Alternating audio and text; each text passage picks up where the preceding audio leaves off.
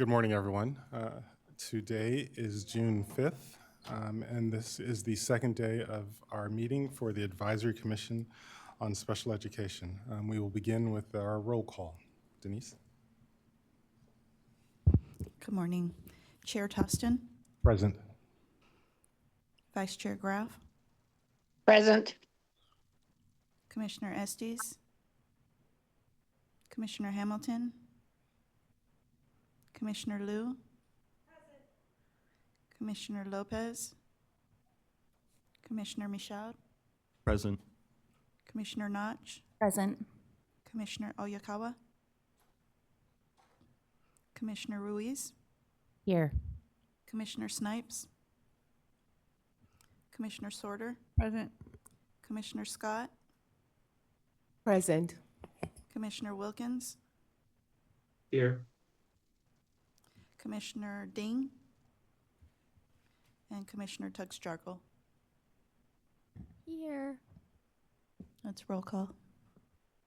Thank you. And before we begin the proceedings, I would just like to remind us all, presenters and commissioners, when we're communicating, please be mindful of your pace because we have our teammates who are interpreting, who we want to definitely support, as well as the live transcription.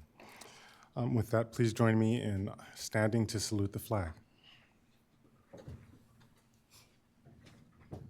I pledge allegiance to the flag of the United States of America and to the republic for which it stands, one nation, under God, indivisible, with liberty and justice for all.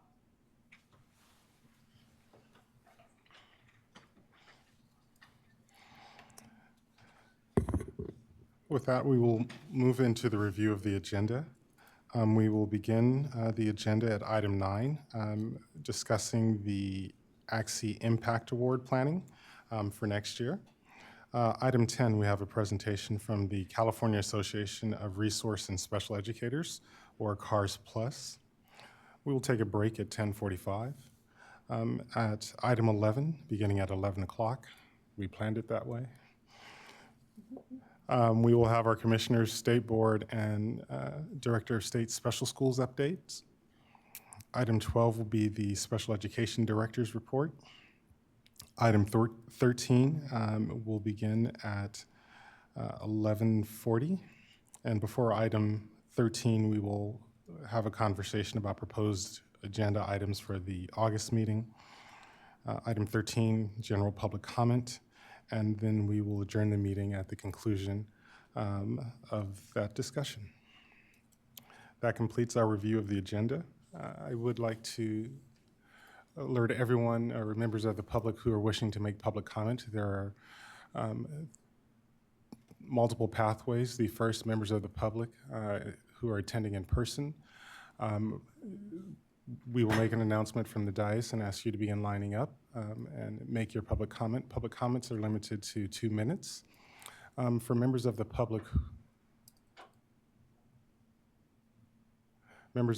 who are joining us online, we will display the conference dial-in number, and you can dial in. The public comment will be heard for the current topic only, unless otherwise specified. Prior to making your public comment, we are asking callers to please make sure that your volume is turned down. And if you are comfortable, please share your name and affiliation. Alternatively, members of the public wishing to make public comment can send emails to the email address listed on the website or on the slide, and it will be distributed to all commissioners. With that, moving into communications and announcements. One announcement, it's graduation season, and so we want to acknowledge Commissioner Tuggs-Jarkle for completing the K-12 experience yesterday. She is on her way to Rice University in Texas in the fall, and we are thrilled to have been a small part of your journey and look forward to the impact you will make in our world.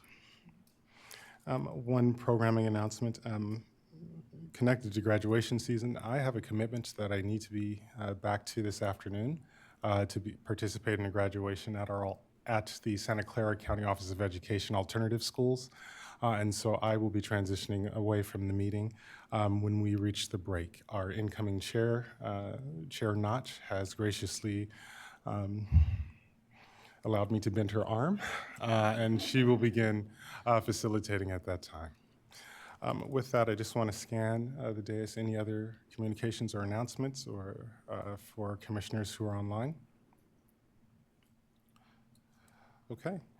Seeing no additional announcements, and I see Commissioner Wilkins is online as well. Good morning, Commissioner Wilkins and Vice Chair Groff.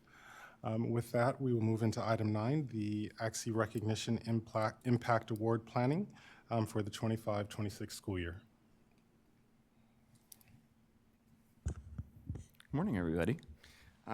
So we have finished up the inaugural year of the ACSE Impact Award, and I thought yesterday was a really wonderful way to cap off the year's worth of work that we did. I know that it was a really inspiring presentation that I was thinking about long after our presenters left, and so I assume that we were all in a similar boat there, and just what a wonderful cherry on top of a lot of hard work that's gone into making that happen this year. As a final wrap-up for this year's award, Commissioner Ruiz has graciously agreed to coordinate a time to present the plaque at one of Orange Unified School District's upcoming board meeting, and so I'll do an eConnect next week, and we can get that planning started. And that act will finally wrap up. We'll do a final wrap-up for the 24-25 award. Wanted to thank a couple folks. I believe that she is out today with her daughter's graduation, but wanted to thank my co-chair, Commissioner Hamilton, for all of her work and helping getting this off the ground. We had many folks on the commission and through our partners who scored, and with the amount of applications we got this year, very exciting, but it is no small feat, and so thank you to all the commissioners that took your time to score so that we could get make sure that we had a lot of perspectives in choosing our winner. Thank you to Denise for handling all of the back and forth and the logistics. We really appreciate your work and others at CDE that made this happen. And then finally to our partners for their financial support, of course, but they were so much more than financial backers. They did a ton of amazing work behind the scenes in planning and scoring and organizing all the behind the scenes stuff. For example, that delicious lunch we had yesterday was all thanks to our partners, the giant check, thanks to our partners. And so wanted to extend a special thank you to the self-administrators of California, particularly Scott and Veronica, and then also the special education administrators of county offices, our wonderful partners in that work. And so we'll give them a little shine. Thank you, thank you. And we are excited to launch into planning for next year. We did a lot of work last year in terms of like changing the rubric over, adjusting the application, and so theoretically this should be a slightly less of a lift to continue with the Impact Award this year. But there are a couple things that I wanted to flag and bring your attention to before we kind of talk through what the schedule plan is for this upcoming year. If you do have feedback on the scoring rubric and that you haven't sent over to me already, please do that. We want to make sure that that is as user-friendly as possible for anyone who is going through the scoring process and supporting the ACSE Impact Award Committee in getting those scores together. And so if there were any parts of the scoring rubric that were confusing or need additional clarity, please send those directly to me and we can make those changes in the coming months. We also had a couple proposed additions to the applications, and so I wanted to kind of share those with the commission today and then get any initial reactions or any additional requests for questions on the application. The first was to provide a 2 to 3 sentence summary of the program. We do a lot of work through the newsletter and through other areas where we're sort of sharing general high-level information about the program, and instead of having me try to do it, let's hear it in the program's own words. And so we'll ask them to provide a 2 to 3 sentence kind of headline summary of what their program is, so that we can just have that ready to go if anyone asks for it. And then an additional question that we'd like to ask is around what they would do with the award money. And so giving a brief explanation of how they would use that, the award money to kind of further the program and continue that work. And so those were the 2 proposed changes to the application, but would love to hear initial reactions and then any additional thoughts around potential questions or changes to the application.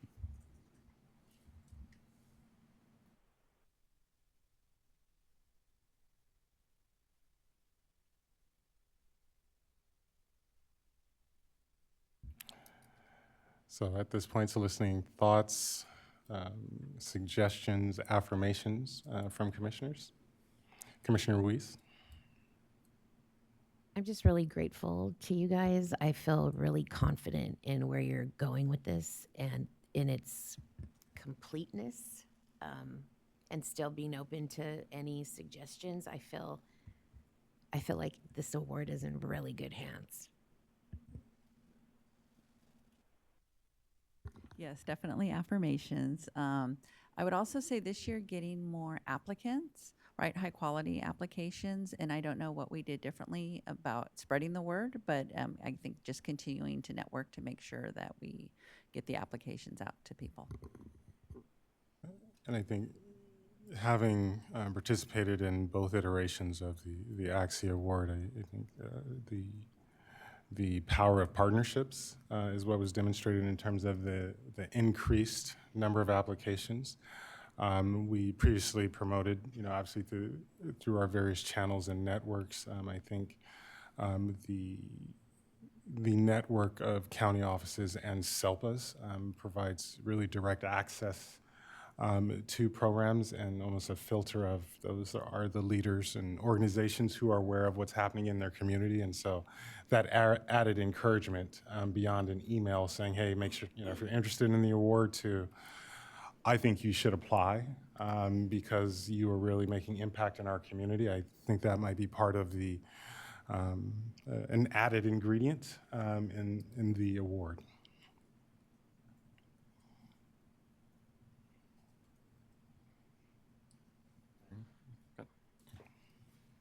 I also can agree with everyone about that. I think that our networking and our outreach did play a good part in all of this. And I think I've never seen that many applications before, but it was really great to see all those applications. And I think for future, like the future year of ACSE Impact Award, maybe you can have the application on a software where people can just like drop the file or like something like online, how online applications are, maybe do that. Maybe that might be easier because I think that nowadays tech is involved and it's easily involved, and I think that having that would be a great idea.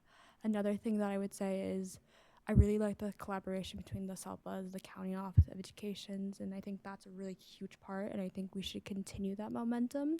Another thing is maybe have a CDE communications division who's in charge of the social media, have them post flyers and things like that would be great.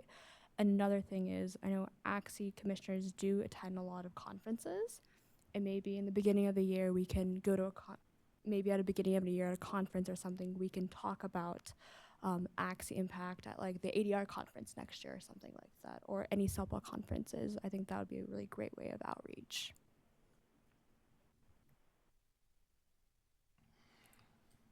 Thank you, Commissioner Tuxtaro. Your comments made me think, obviously we, in the past when I, have scored, the applications that also included a video really gave a very different level of insight and feel to the program. And so, not wanting to make that the only means of application, but I think with the, with AI being available to everyone, it's access, which is a great thing, to be able to write and respond becomes more efficient.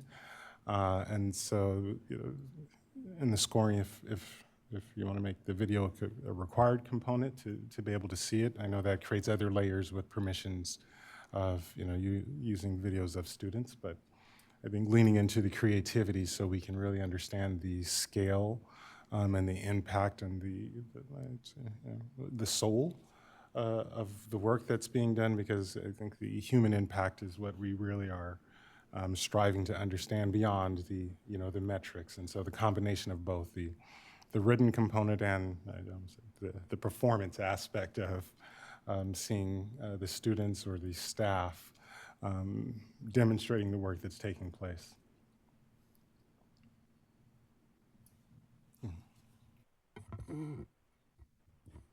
Hi, I just want to concur with Commissioner Ruiz and everybody else that it was such a fantastic job you guys did. I enjoyed the presentation so much yesterday, and they actually said they're going to connect with me to talk to my some of my district people to see if they can make a presentation at the next California School Board Association conference, which is called the AE Annual Education Conference.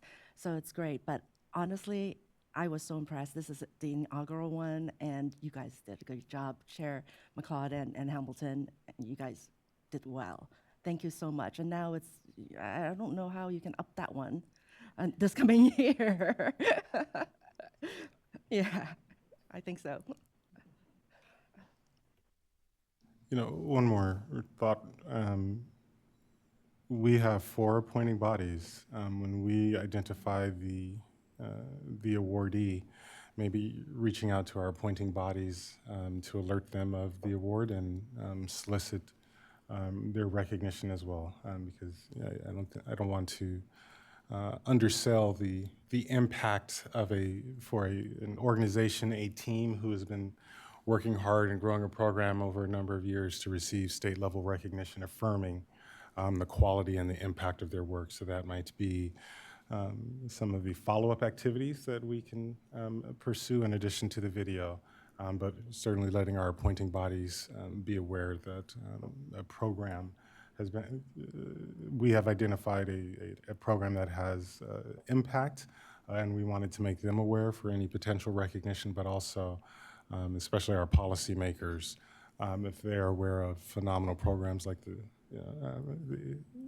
Pathways to Possibilities, or even the mental health presentation we saw yesterday afternoon, partnerships between hospitals and school districts, and that might be something for them to be aware of and consider if they are able to support the continued scale and impact of these promising practices.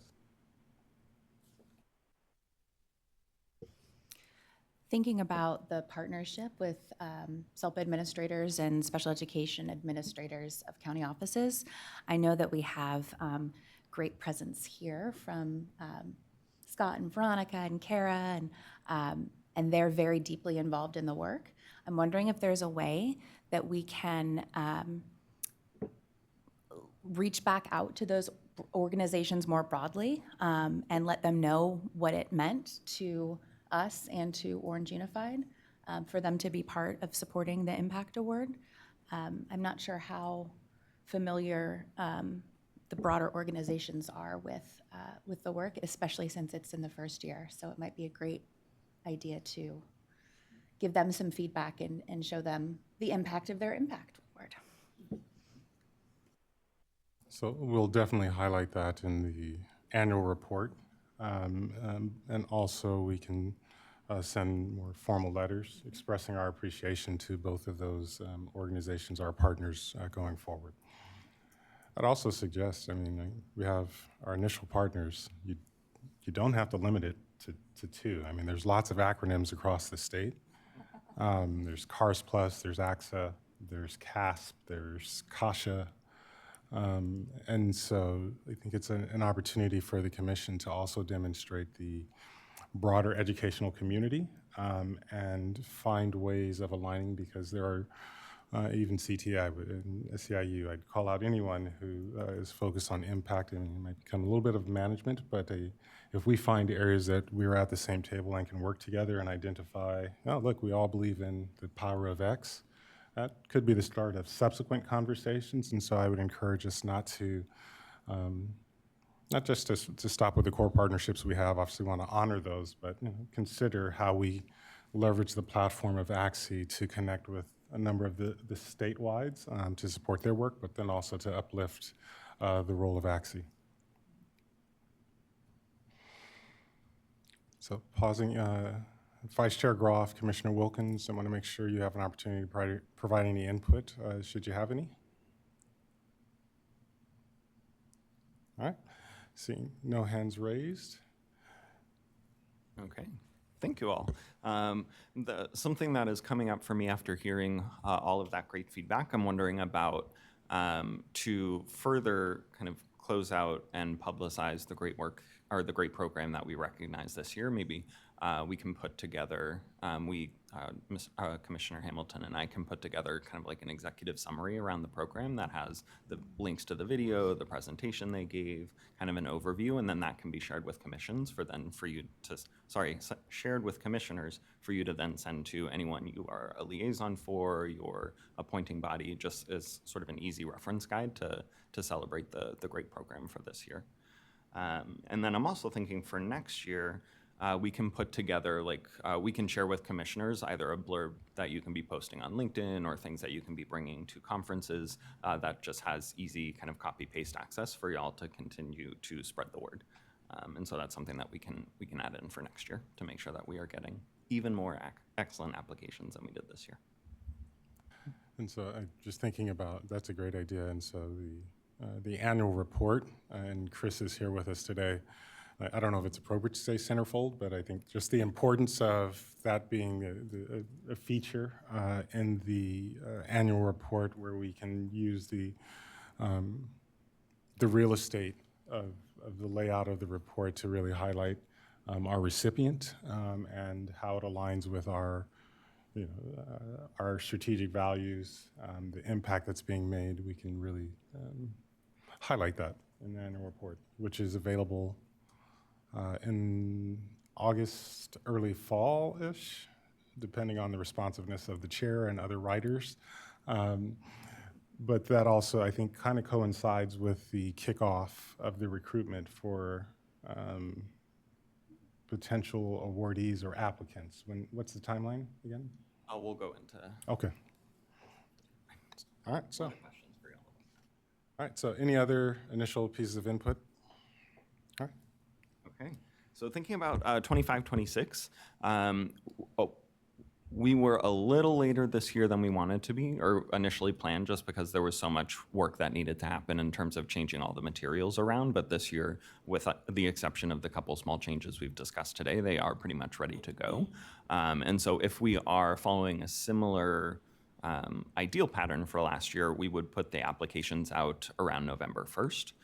But we can certainly do that earlier. I think the back end of everything should stay probably the same. Like, I would still recommend the applications be due at the end of January so that we can choose a winner at the February ACSE meeting, and then invite them to come and present either in April or June so that we give them some choice and the ability to make sure that they're able to be here in person.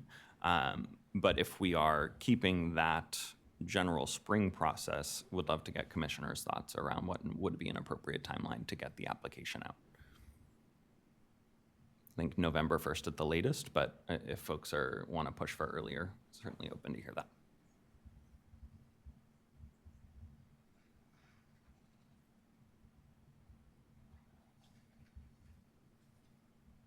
Just scanning for comments or thoughts. November 1st feels right. I mean, I think if you have the window open too long, folks might, okay, we'll get to that later. We have a meeting in October, so that gives an opportunity to have the application, if there are changes, come before the commission and be approved, or any actions that are required. And then any time after you finalize the application and have everyone's buy-in, you don't have to wait until November 1st. Could be the week after the meeting. And the values, and I'm just thinking through the spring conference schedule. I know there's a large charter school conference that typically happens in November. CSBA typically is in December. I know the special ed conference, I believe, is in February now? January, ACSE? January. And so if you want to be able to promote, and recruit during those windows, depending on when the application closes, you have a very nice window to get the word out and share. Great. So then we'll confirm that any additional documents for review and approval will be brought to the October ACSE meeting. Application will go out by November 1st, possibly a week or so earlier. And like last year, we will make sure that our partners are also spreading the word in addition to CDE. I think that was one of the reasons that we got so many great applications, was because of just the different channels we were using to publicize. In the October meeting, we can also bring some of the resources that commissioners can use to copy paste to LinkedIn pages, et cetera, to make sure we're getting the word out. Applications can be due to CDE at the end of January 30th. And then the scorers can get applications on February 2nd, if that works. Give a couple days for CDE to turn those around. I'd like to give scorers 2 weeks to score instead of 1 this year. So, particularly with the wonderful, many applications that we'll get this year, I think 2 weeks would feel much nicer than 1. And so we can do Monday, February 2nd through Friday, February 13th for scorers to do their work and get those scores back to CDE. And then co-chairs of the Impact Award Committee can bring 2 or 3 finalists to the ACSE meeting on February 18th. I believe that's the day that cycle. We'll then select a winner in the February 18th meeting. The video work will happen over the spring, and then we can invite the Impact Award winners to either our April or June meeting in order to make sure that they're able to come in person. That was another question point I had. I think them coming in June instead of April was actually helpful from making sure the video got done, all the other logistics behind the scenes. And so thoughts on actually just saying we'll have them come in June instead of giving them the choice. Okay. I like that idea, and I'm sure our videographers will like that idea too. Well, and just to highlight, I mean, given some of the thoughts that you shared about having an executive summary and some of the other details, if it's the June meeting, once the awardee is identified, you have some months to have to prepare that. So the day after the award, you can begin the communication campaign and have details available. Okay.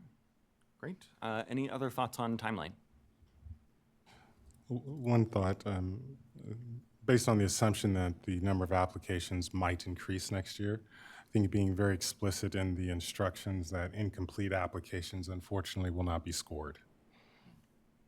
And so if there are essential components that need to be there and I forget to, fill out a box, you have a filter on the front end, because if there's incomplete information, it's unlikely that that applicant would be selected. So you can reduce the number of actual applications that the team is going to be screening. Yeah, we can add that that can be a change that we're making in the application, just to make that very clear. And then I think this might have predated me, but I think what had been done in past years was that we would split the applications across commissioners so that each individual commissioner didn't have to score as many. Kind of like the idea of everybody scoring everybody to get an opportunity to do that, but if we're looking at 40 applications, that's always something we can consider. Would be a great problem to have if we had 40 applications. Okay. If there are no other questions, comments, or feedback, I think that's it for me. So last call for thoughts, comments, feedbacks. All right, seeing none. Are there any actions we need to take today? I mean, we've talked about a number of changes to implement for next year. Yeah, so changes, we can take what we discussed today, and then Commissioner Hamilton and I can make adjustments to the supporting documents and then bring those for action in the October meeting. Okay, perfect. All right, seeing no additional comments from the dais or online, we will close our discussion and ask any members of the public wishing to make public comments to please begin lining up.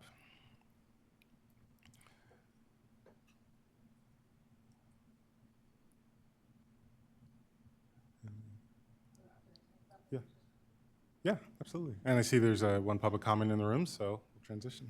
Morning, Kara.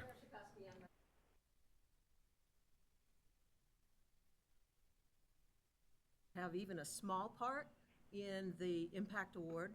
And one of our main reasons for being so excited about it is that idea that we're not only just recognizing high-quality programs, but we are recognizing programs that can be replicated. And so when you talk about putting a package together with the video and the PowerPoint and all of that, we would love that. We would support that and do anything we can to get that out. Thank you.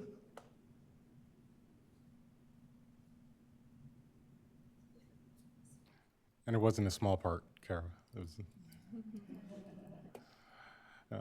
and again, just our complete appreciation to the self-administrators of California, the SECO, the County Office Administrators of Special Ed Program, and the County Superintendents Association for all of their support in making this happen. And so we'll display the slide for online public comments.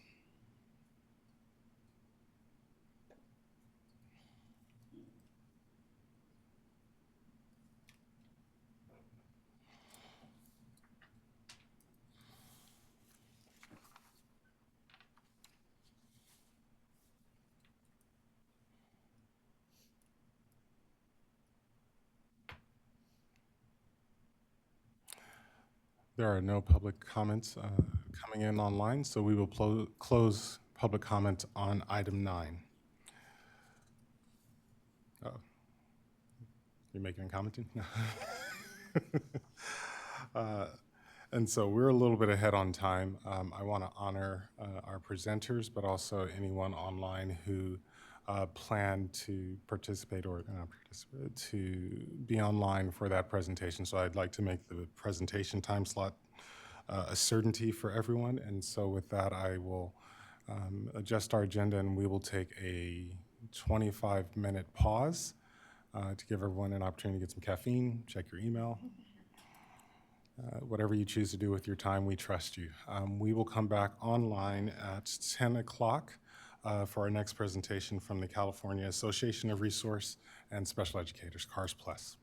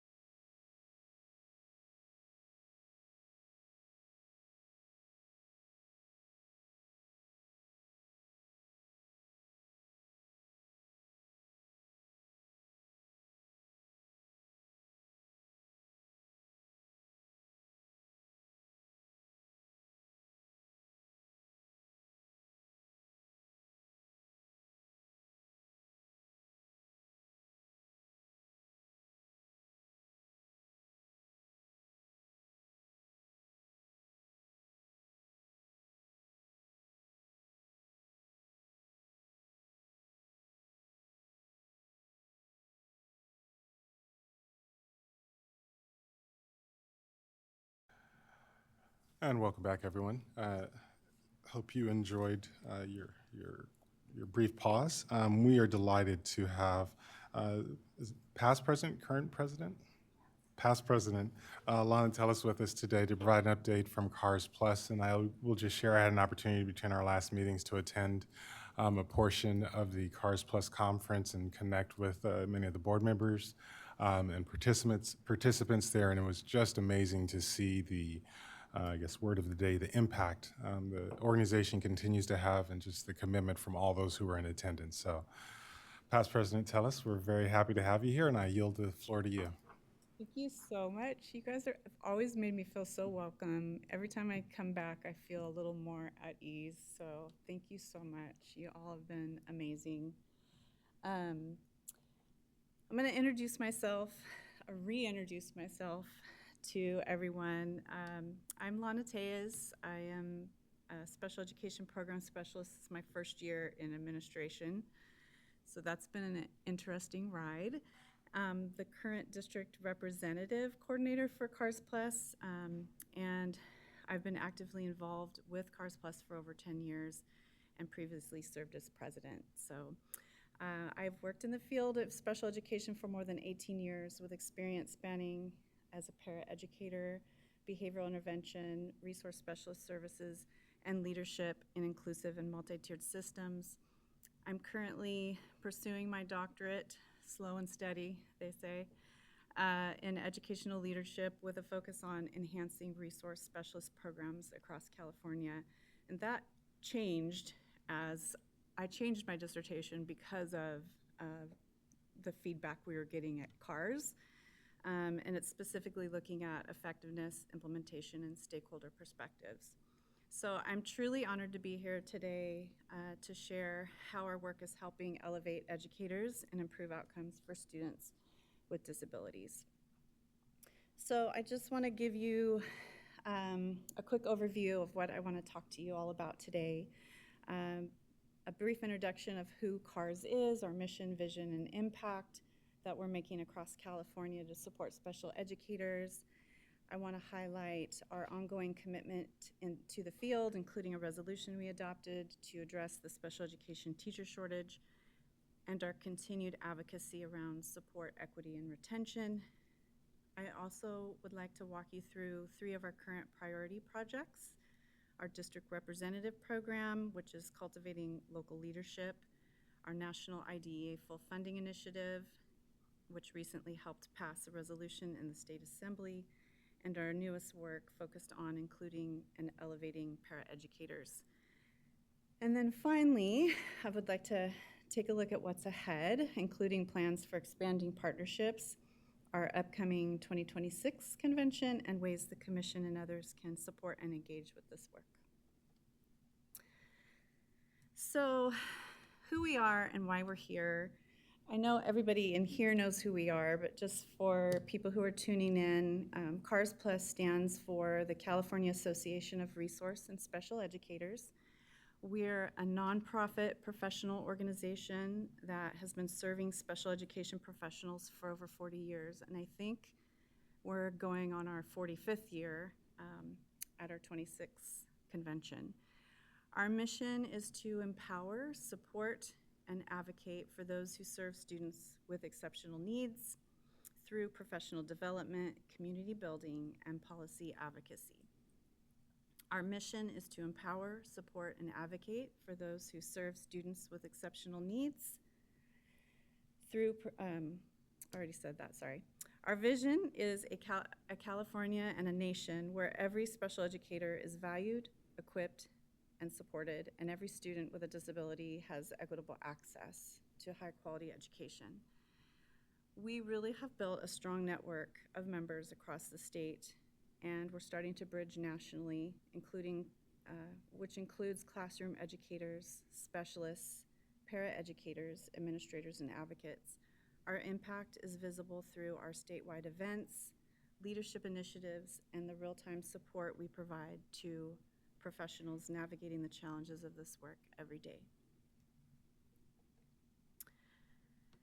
So at CARS Plus, we know that supporting students with exceptional needs starts with supporting the professionals who serve them. That's what we are all about. And one of the biggest challenges we face in California and across the country, as you all know, is the ongoing shortages of special education teachers.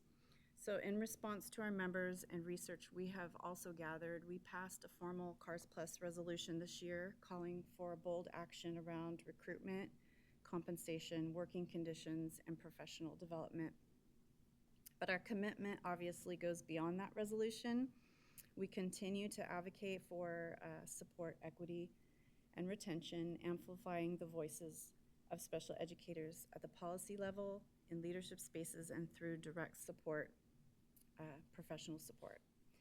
We're doing this through our projects like District Representative Program, which is building a statewide network of empowered local leaders, our IDEA Full Funding Initiative in conjunction with the IDEA Alliance, and which just helped pass the resolution, as we mentioned, and our newest work around paraeducator inclusion, which recognizes that fully supporting students means fully supporting every adult who serves them.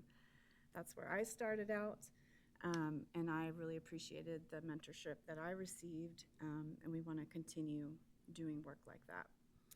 So these are concrete steps toward the larger goal to build a sustainable, empowered workforce so that every student, regardless of their disability, has access to a high-quality, inclusive education.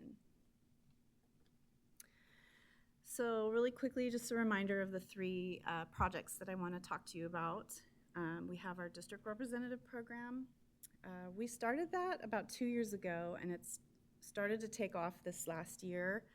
And this builds local leadership and creates two-way communication between educators and state-level initiatives. It's been really powerful, and we've got a lot of amazing feedback from doing this work. Second, our IDEA Full Funding Initiative with the IDEA Alliance, which has grown from a California-based campaign into a national movement. We're super excited about that. And third, and our newest effort, is our Paraeducator Inclusion Project, which aims to elevate and better support paraeducators. They play a vital role in inclusive education. So I'm going to walk you through those.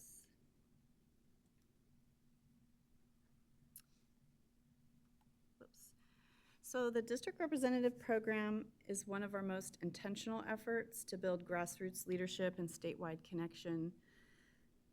We were starting to become a little stagnant as an organization in terms of we weren't reaching our membership as much as we would have liked to. So we created this program as a way to really connect at the ground level. So our goal is to place a knowledgeable, passionate special educator or support provider in every district in California to serve as a liaison between CARS Plus and the field. These representatives help us heighten membership engagement, amplify outreach and support efforts, and raise awareness about who we are and what we offer.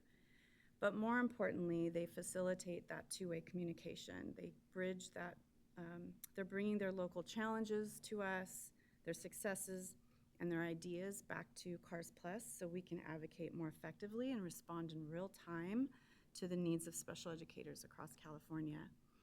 To keep the connection strong, we host quarterly virtual meet and greets. We just had one last night where representatives can share updates, highlight their site-level wins, and collaborate across districts. So it's really kind of cool. There's a lot of cool things that come out of those meetings. People get to see, obviously they're not alone, but also just the shared interests, shared strengths and struggles, and some really neat ideas. The Paraeducator Project came out of a couple of those meetings, so it's been really powerful.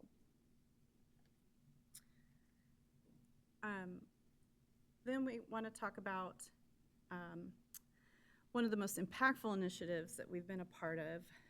We've taken on as our co-leadership in the IDEA Alliance, it started out as a very small group, handful of individuals to now very large group, growing national campaign rooted right here in California. So we're really excited about the growth. Our goal is simple: to secure full funding for Individuals with Disabilities Education Act, but our approach is strategic and built on the belief that when educators lead, policy can change.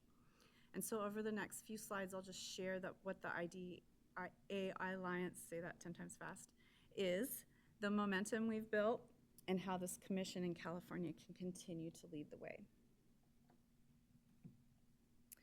So the IDEA Alliance is a grassroots coalition made up of I think there's over 270 educators, union members, and allies committed to equity in special education. I know Saran has been a part of that and helping support us. We co-led the passage of AJR 7, which I'm sure you all have heard about, the resolution demanding full funding, full IDEA funding. It passed the Assembly unanimously. That momentum proves what we all believe. Congress has the money, we just need the political will. So our strategy uses states as catalysts. This was the idea. Use the states to create pressure from the ground up. And in February, many of you were at our legislative rally at the Capitol, bringing together educators, policymakers, families, students, and allies. Many of you, as I said, were there. Dr. Heenan spoke, Saran spoke. We had Sacramento PTA represented there, NEA, CTA. We had Easter Seals and the Democratic Disability Caucus, State SELPA, and then, of course, Tony Thurman was there and spoke, all gathering to demand action on IDEA funding. After nearly 2 years of tireless grassroots organizing, the IDEA resolution AJR 7 passed the California State Assembly unanimously, 65-0.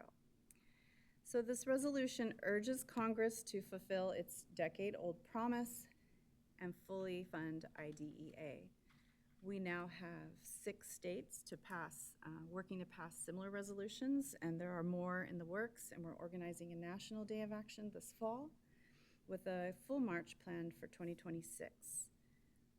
Why does this matter? This win is not just symbolic, it's strategic. It proves that states can unite to apply political pressure in ways that traditional federal lobbying cannot.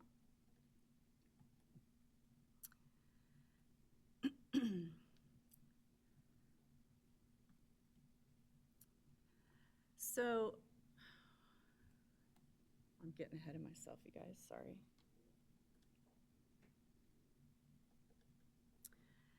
So now that California has made its statements, we're asking for your help. The CDE and Advisory Commission have unique influence in shaping what comes next, and we invite you to continue your support with us in urging Congress to act on the Huffman IDEA bill and help us push AJR 7 even further for by advocating for the 40% minimum funding in perpetuity.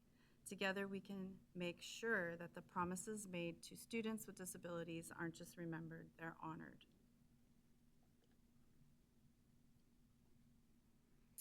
So I've shared a lot already about who we are, what we believe, and the work we're doing across California and beyond to strengthen the field of special education. But at the heart of everything we do is students, educators, and the people who support them every single day. So I'm going to attempt to play this video for you guys. We'll see how it goes.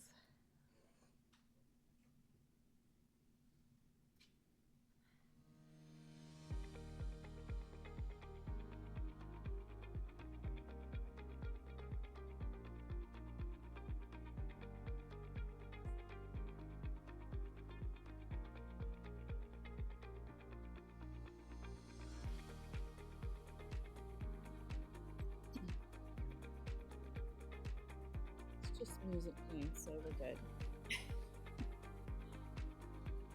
Our students deserve better. They deserve better from the federal government. They deserve better from us here at the state level as well. They deserve to to be prioritized. Everybody should have a learning environment that is inclusive for them. We need full funding to make sure that our students don't go another 50 years without what they need. Whatever their needs are, if it's an IEP or a 504 plan or mental health services or related services or educational related mental health services, whatever it is, we should make sure that our students have access to it. As it stood, the federal government has never done a good job of funding IDEA in California as it stands. And to threaten to take away the USDA and special education and Title I programs and free lunch programs, we're not going to allow that to happen, not on our watch.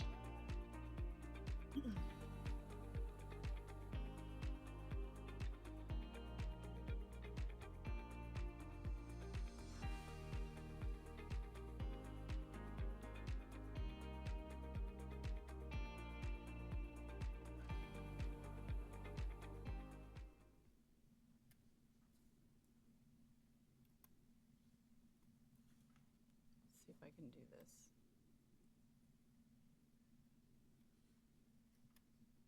There we go. So those images and the video capture what advocacy in action really looks like. It's educators uniting, it's families speaking up, it's policy being shaped by the people it affects most. And this is just the beginning. We invite everybody to continue this work with us, because when we lead with purpose, when we center equity, and when we support the people who serve our students, everyone wins. And I thank you for your patience with the videos. I have one more to show you. So I saved the best for last. They're all amazing projects, but we're really excited about this paraeducator inclusion project. One of the most meaningful developments in our work is this launch. And it's a multi-part initiative designed to uplift, train, and integrate paraeducators as full members of the educational team.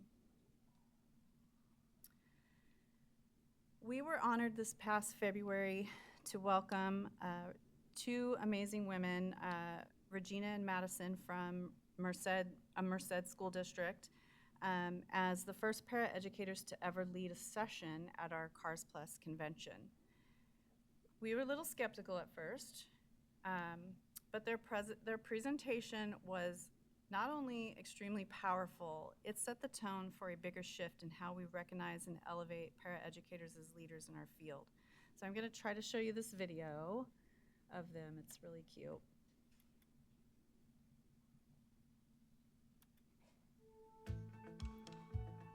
Hear it. So we're actually paraprofessionals. This is our first time ever coming here in general, and the first time we come, we're actually presenting. And our teacher actually thought it would be a good idea if we present so they can hear from our perspective how it looks like through our eyes and how we deliver math to our 4th and 5th graders.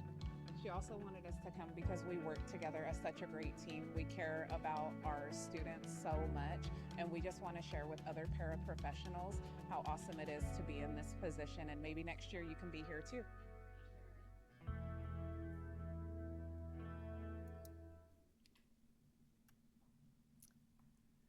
So first couple times I watched that, I cried, because just getting to know those girls and how brave they were to come and present, and they were just very amazing. I mean, everywhere you went in the convention, people were talking about them and just how amazing their session was. So thanks to their work and their bravery, we'll be dedicating an entire strand to paraeducator training at our 2026 convention. Regina and Madison truly opened the door, and we're excited to continue building on their legacy. Our broader efforts will include things like storytelling, professional development, career pathways, and collaborative summits, all aimed at one goal: making sure paraeducators are not just included, but empowered. I don't know why that I get so emotional. It's just really cool. Be nice if I was where I needed to be. So looking ahead, our focus is on deepening impact through partnerships, whether that's working more closely with CELBAs, collaborating with CDE, or engaging local leaders. We're committed to growing this movement together. I always make sure before I leave here that I always plug our convention. Our 2026 convention will reflect that vision, bringing together educators, paraeducators, policy leaders, and advocates across California. We're excited to announce that it will feature an entire, as I said, paraeducator training strand, and we'll be opening a call for presenters and partners soon, actually this month.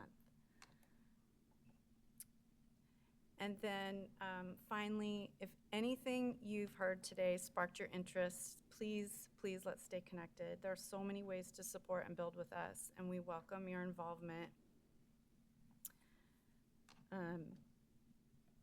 I do want to ask that if you're not already a member of CARS Plus, I encourage everyone to join us. Membership is one of the best ways to stay connected, stay informed, and support the work that we're doing and advocate for special educators across the state. And keep an eye out for the call for presenters. Opens this month, and we'd love to have some of you present. We are looking for keynotes, so if you're interested, please reach out.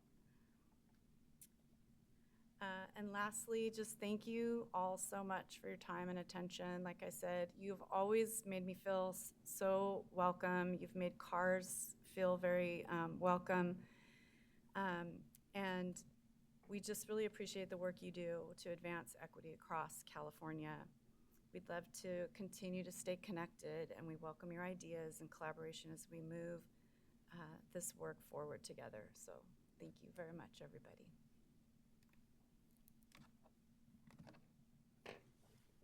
Hold on. Yeah, just an opportunity for us to ask any clarifying questions and to make some comments. And so I'll open this up. Thank you so much for the time to prepare the presentation and deliver, but also how deeply the work resonates with you resonates with us as well. And I am just deeply appreciative of the partnership that ACSE has been able to grow with CARS Plus, with past presidents, but certainly during your leadership. And I got to tell you, when I went to the IDA full funding rally, and in my mind, I was like, okay, I'm not sure this is the year for us. We asked that question too. But then hearing the strategy today and seeing the states that have signed on, okay, and reminding or being reminded of the patience that we need to have for progress, and how we can continue to build from 6 to 20 to 30 to all 50 states, because it's a desperate need nationally. Just has totally flipped my thinking, and so deep appreciation for the strategy and the approach, because a number of organizations go to DC every year with the thinking, okay, it's going to be these slide decks, it's going to be these talking points, and we'll get it this year. But taking the multi-year, multi-state strategy, anything that we can do as a commission to support the work, please let us know. And the last piece that really resonated with me is the expansion to include paraeducators. And your statement, fully supporting students, means fully supporting the adults around them. It got chills in thinking that, and so we just appreciate the recognition of our classified educators, paraprofessionals, who are part of the teams in classrooms. And given, many of us have been in classrooms and settings where there are diverse and complex needs,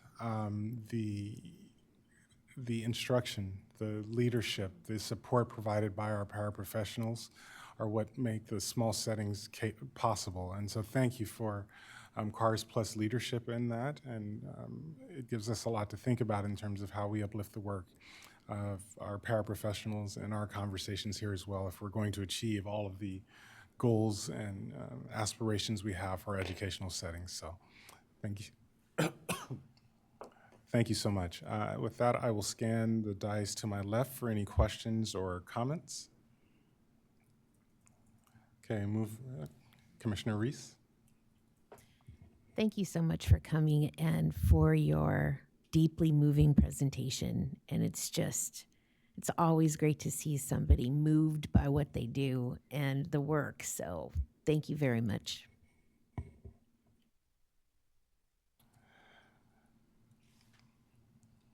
Hi, Lana. Thank you so much for coming in today and talking about Cars Plus and IDA. And I'm sure you know very well IDA means the world of a difference. It will make a world of difference for. Speak into the mic. Sorry. The world of IDA would make a difference for everybody, not just for students, but all of our educators, like you said. Because I think that our educators, they need it. And they need it to better serve us with students with disabilities.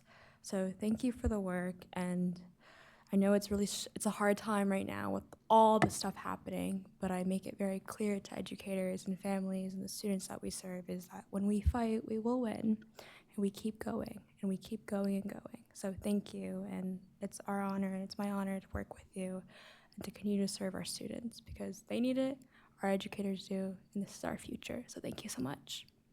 We thank you, Saran, because you have been a light for CARS, but you've also been so supportive of everything that we are doing and just been right in there in the trenches with us, and just your perspective as a student has really helped us grow as an organization, and then also your contribution to the IDEA Alliance. So yeah, right back at you, girl. I see Commissioner Groff has her virtual hand raised. Yes, thank you so much, and I apologize. I have a house being demolished next door to me, so apologies if all of a sudden you hear a loud bang or something. But yes, and I'm Professor Emeritus at Loyola Marymount University. I'm also part of many other entities that are concerned about the retention of special educators. I mean, I believe our universities are doing an excellent job in preparing special educators, but the shortage still exists. And so I would love to connect with you so that we can work together with a number of different entities across the state and nationally on especially the retention of special educators, looking at workload, caseload, lack of administrative support, and so forth. So thank you so much for your work in this area. I am a member of CARS Plus, so there you are. But please, let's connect, and we can move forward to because it's in the interest of all of our children that we have, well-prepared, stable, special educators who can work collaboratively with their general education counterparts as well as other team members. So again, thank you, and look forward to connecting with you. Awesome, Commissioner Graff. Thank you so much. See, Commissioner Oyakawa has her hand raised, and Commissioner Wilkins, and then we'll go to the rest of the dais. Commissioner Oyakawa. Thank you. Thank you so much for your presentation and for your work. I'm the parent of a student with disabilities, and we're finishing up the IEP process triennial, so I'm tired. And am reminded that no one is more important than the teachers and the paras and the support in the classroom every day. We can have the most beautiful IEP, we can have the best policies at schools, and it's who's in the room with the kid every day that you are the ones that do the really hard work. And whatever we can do to support our teachers and their support, as ACSE, as a parent, I try, but as ACSE, as much as we can do, we are totally there. As Commissioner Graff said, teacher retention is so huge, particularly in special ed. And so your efforts are, we're happy to help highlight and uplift them. And I especially appreciated seeing that part on the paraprofessionals. Coming into the IEP meetings, I have to always ask to have the interpreter, for the ASL interpreter for my daughter included. And no one spends more time with her than the interpreter, just like the paraeducators. And those are the members of the team, I think, who know the student the best and often get forgotten. So thank you for reminding everyone how important they are. Thank you. Thank you for those words. Really appreciate it. Commissioner Wilkins. I just wanted to thank you again for your presentation. really highlights a deep commitment to equity and systemic change. I'm hoping you could maybe speak a little bit more to how you envision CARS Plus initiatives, particularly the district representative program and the paraeducator empowerment efforts, scaling and integrating across California's complex educational system so that we can promote a more unified and inclusive statewide practices. Well, our vision is, I think there's how many districts in California? 1,800? 3,200? I can't remember. I should know that, but I'm a little nervous.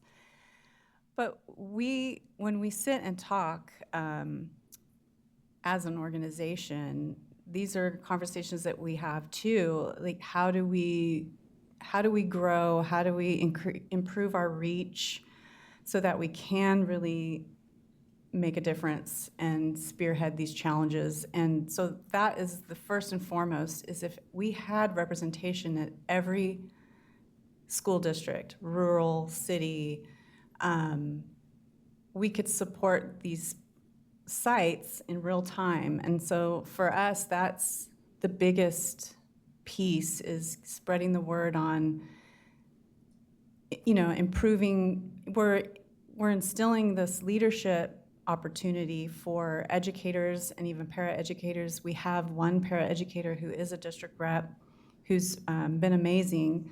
So I think that's the first piece, is just spreading the word, making sure people understand that there are leadership opportunities out there to be a part of CARS in that role as a district rep. And then that's also going to help us with spreading the word. I mean, just already the handful of district reps, we probably have 1/8 of where we really want to be in terms of district reps. But already just the word has gotten out, and the information that we've received in real time, and being able to support educators and paraeducators. So it's just been a really nice grassroots way to connect. And so for us, our reach, the more people that we can get to support those districts, each district, there's a lot of representation regarding administrators, and those are important roles, but I feel like sometimes teachers feel, which contributes to a lot of the burnout, that their voices are not heard. And so we're really hoping that this will help elevate their voices. And so that's kind of how we envision it. Just we're a voice and an outlet for them. And, my dream for the paraeducator project is that we have opportunities for them. That's a perfect opportunity to elevate them as educators. I mean, that's how I started. So, I really envision this as working with universities. Can we do discount programs for people who are already in the field? And then just making sure there's more support for them as they move forward. So I hope that answered part of your question at least. Yes, thank you. Commissioner Scott. Thanks so much for your presentation, and especially, excuse me, thanks for acknowledging the paraeducators, because they really help the teachers to be able to do their jobs well. There is also a shortage of paraeducators, and frequently the district has to turn to agencies to get paraeducators. And sometimes I get the feeling that they're not well trained. Is there a standard? Is there any work towards making sure that the people, who are paraeducators, there's a standard for what the qualification is, or some training that is required to be paraeducators? I think you make an outstanding point. It is something that we have talked about. It would be really amazing if that could be something that we add to our initiative. Is coming up, and if anyone is on this commission would like to help us. You're right. I've worked in 3 districts in my career, and there were never standards. They came by the seat of their pants, and if they were lucky, the teachers kind of were the ones who trained them. It would be nice to have some kind of program that was standard-based for paraeducators. There's so much. They're right there working. I'm not saying all districts, but there are a lot where, we're already struggling. And that's one piece that I feel like kind of gets lost. So we're even finding that the contracted people that are hired aren't even trained. So this is definitely, you raise a really important point that we need to make sure that we take a look at, for sure. Any comments?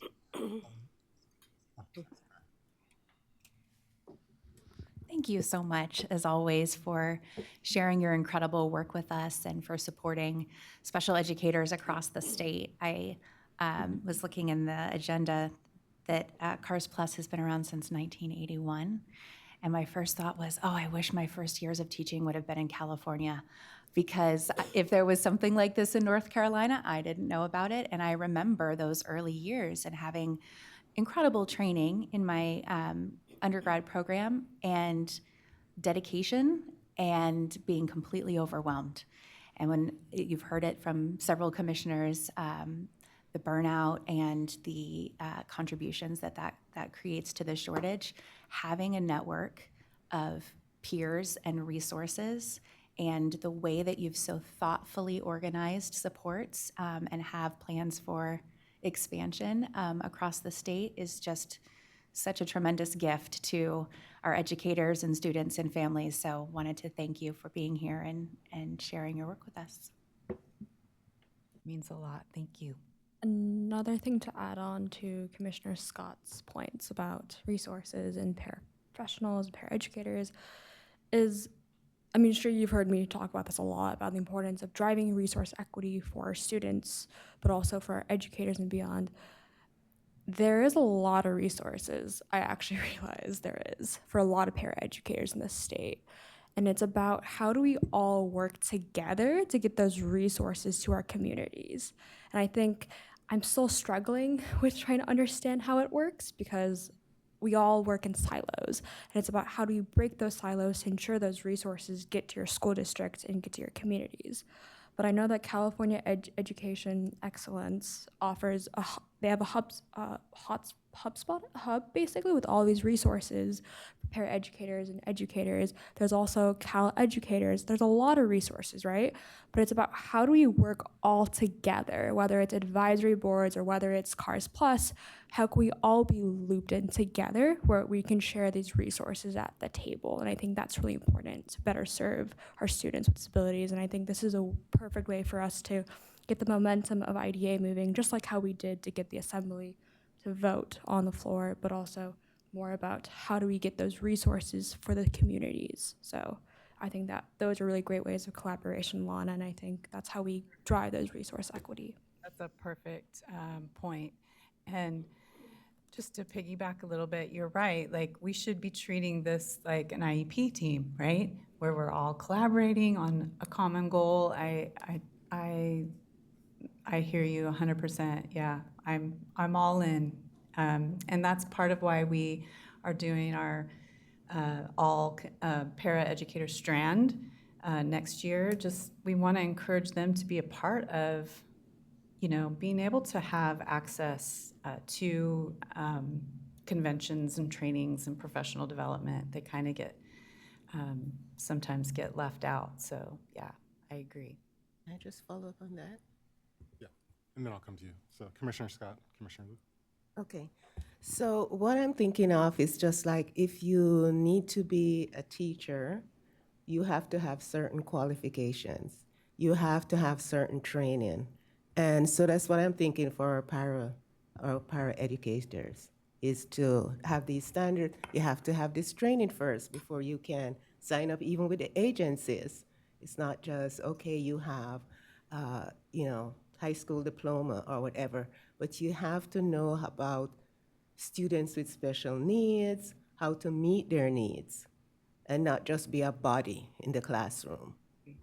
I feel like it's just like educators, teachers, elevate the expectation and then elevate the pay to meet the expectation, and then you get higher quality.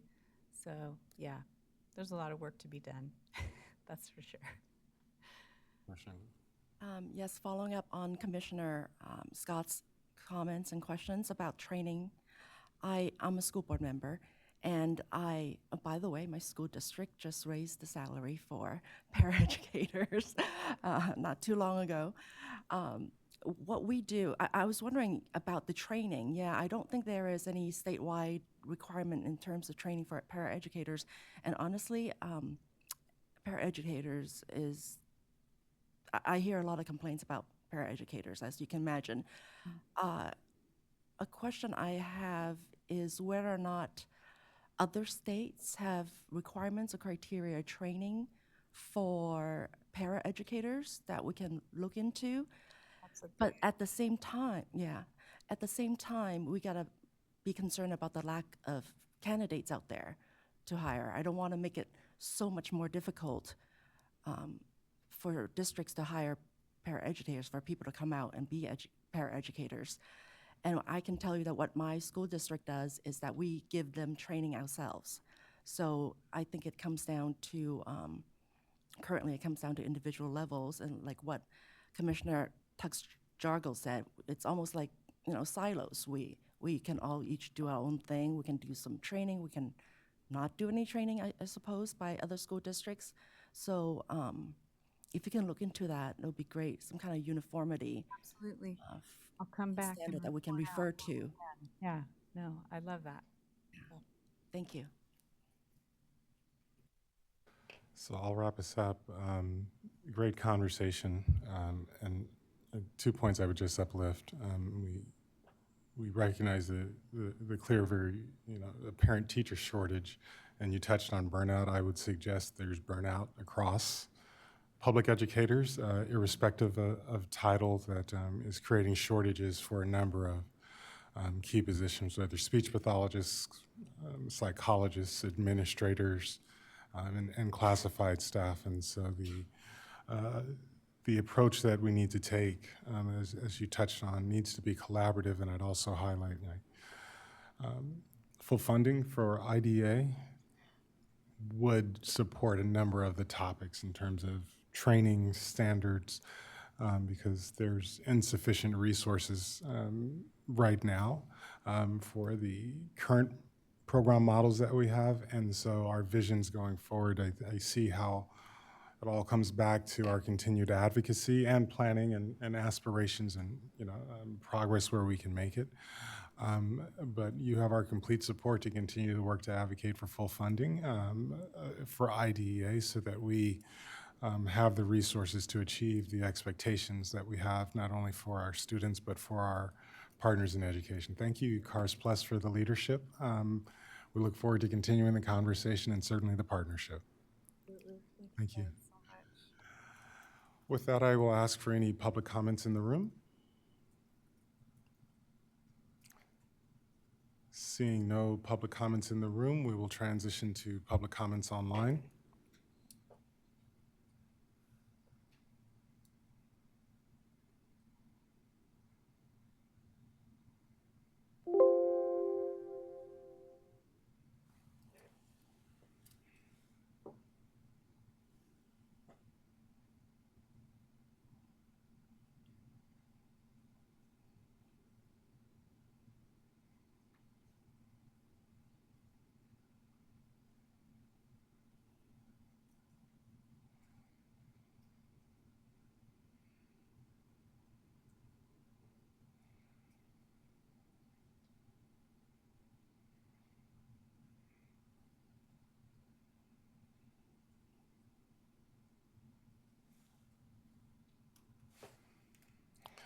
There are no public comments at this time coming in online for this agenda item. So this concludes item 10.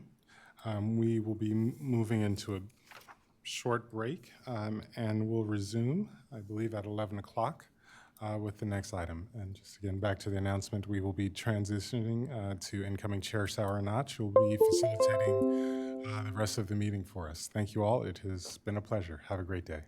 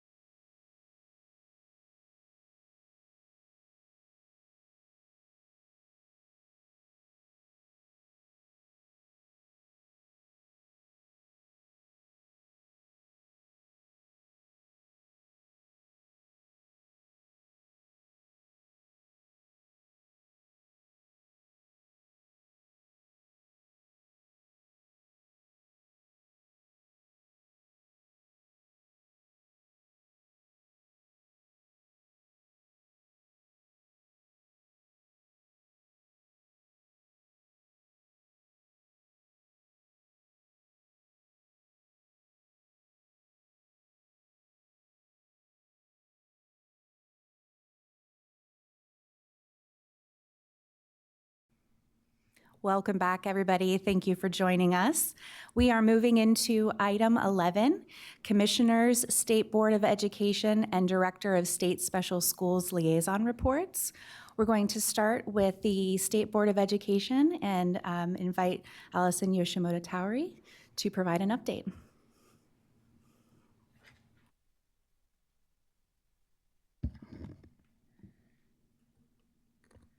Checking the time to see if I can still say good morning. Good morning, everyone. Nice to be with you today. Again, I'm Allison Yoshimoto-Tauri, your liaison from the State Board of Education. And I just wanted to give a few updates, as I usually do, from the May meeting, the May State Board of Education meeting. And a really big part of the State Board of Education's role is accountability policy for the state. And so there's always something that we call a mega item on accountability that includes like a lot of different component pieces. So I wanted to start with that today, and I wanted to, speak briefly about the different parts. We include the school dashboard in the accountability discussion. And the purpose of the May meeting was to provide feedback to the California Department of Education prior to taking a vote on these items at the upcoming July meeting. And the discussion focused on the college and career indicator, the growth model, long-term English learners, the science indicator, priority 1 teacher data, and the dashboard, the DOS schools, our alternative schools. And so I just wanted to highlight a few of those decision points. The college and career indicator, the California Department of Education reviewed data with us that either slightly revises or adds or deletes different components of what qualifies for a college and career indicator. And so that included like college level courses that students take in high school, like which one of those count, counting advanced placement and international baccalaureate program participation from students into the formula. The department is recommending, when I say the department, I mean the California Department of Education, is recommending that the regional occupational centers and programs as part of the state and federal jobs program be removed from the California college and career indicator, because we are considering inclusion of other things like the state seal of civic engagement, students' participation in internships, student-led enterprises, simulated work-based learning, and the Armed Services Vocational Aptitude Battery. And so that discussion will be coming up again in July for a vote for that piece. The growth model, which, as you probably know, growth is, rather than solely focusing on proficiency in the moment, growth is like progress from one year to the next that students make. And so the California Department presented a number of options for consideration for the student level growth data in grades 4 through 8 in English language arts and math. And the board will now work to set performance standards for the growth, as well as performance categories and cut points that will be used in the dashboard, the next release of the dashboard in 2025. So that again is an ongoing conversation, but I wanted to share that with you because it measures how much students improve academically over time in ELA and math. And then there was a conversation on the long-term English learners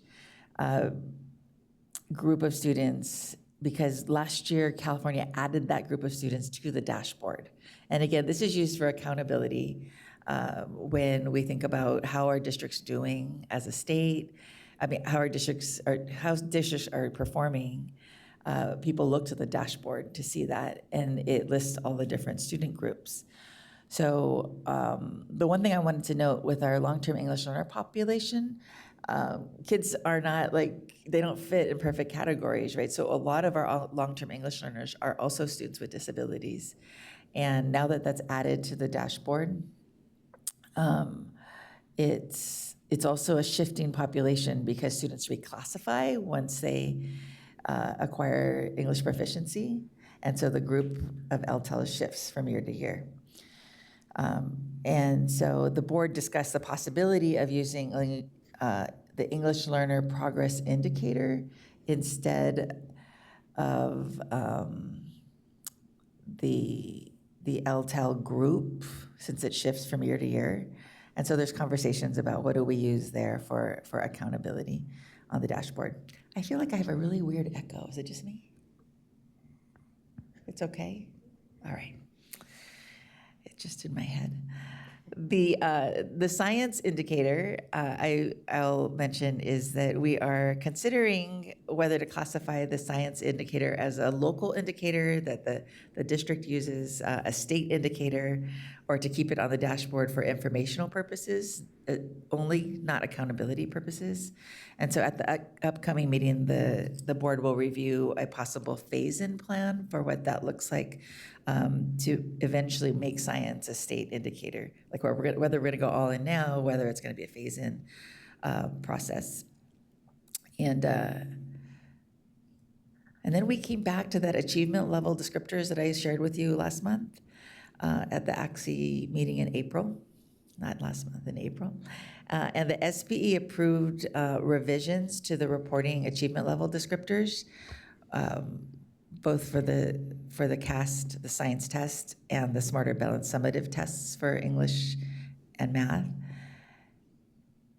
And at this last meeting, the department recommended a technical edit to the level 1 descriptor using the word limited in the descriptor instead of minimal twice.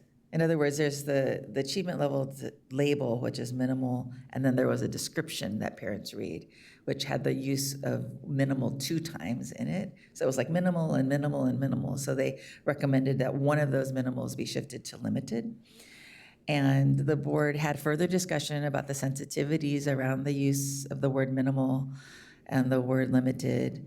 And some of the board members shared concerns about the impact of this language on students with disabilities and other groups that are disproportionately impacted by this language. However, the board ultimately approved the recommendation to continue with that language. And so the language for the ALDs remains unchanged at this time. And then finally, on a different note outside of accountability, I just wanted to give you a quick update on the community school implementation grants. So we now have 2,000 schools in California that are designated as community school grantees. And so that's almost like 1/5 of our school population. And the SBE at the last meeting, State Board approved the final cohort 4 of implementation grants to 121 local education agencies serving 450 plus sites. And that was for another $618 million of grants going out to community schools. And these are schools that serve, more than 80%, at least 80% of low-income English learner and foster youth students. So they're designated as high need.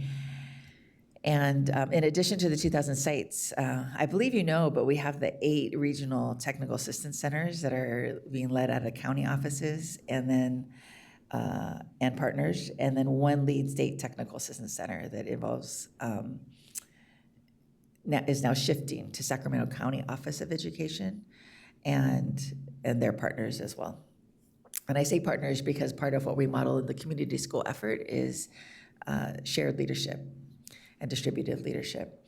And so with our new state technical transformational assistance center, which is Sacramento County Office, we're just looking forward to continued authentic engagement with families and communities, and also deepening collection of both the quantitative and the qualitative type of data that we're collecting to measure implementation of the community school effort. And we know community schools have been decreasing chronic absenteeism for students and increasing engagement in learning. And so we want to continue to document these changes over time so that we can really share what's working and how we sustain this work beyond the current funding that's happening. So thank you very much. Thank you so much for your report. I will turn it over to commissioners for any comments or questions.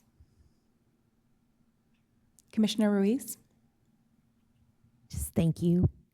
Always appreciate the updates and your willingness and time to put it across to us in such a way. Thank you.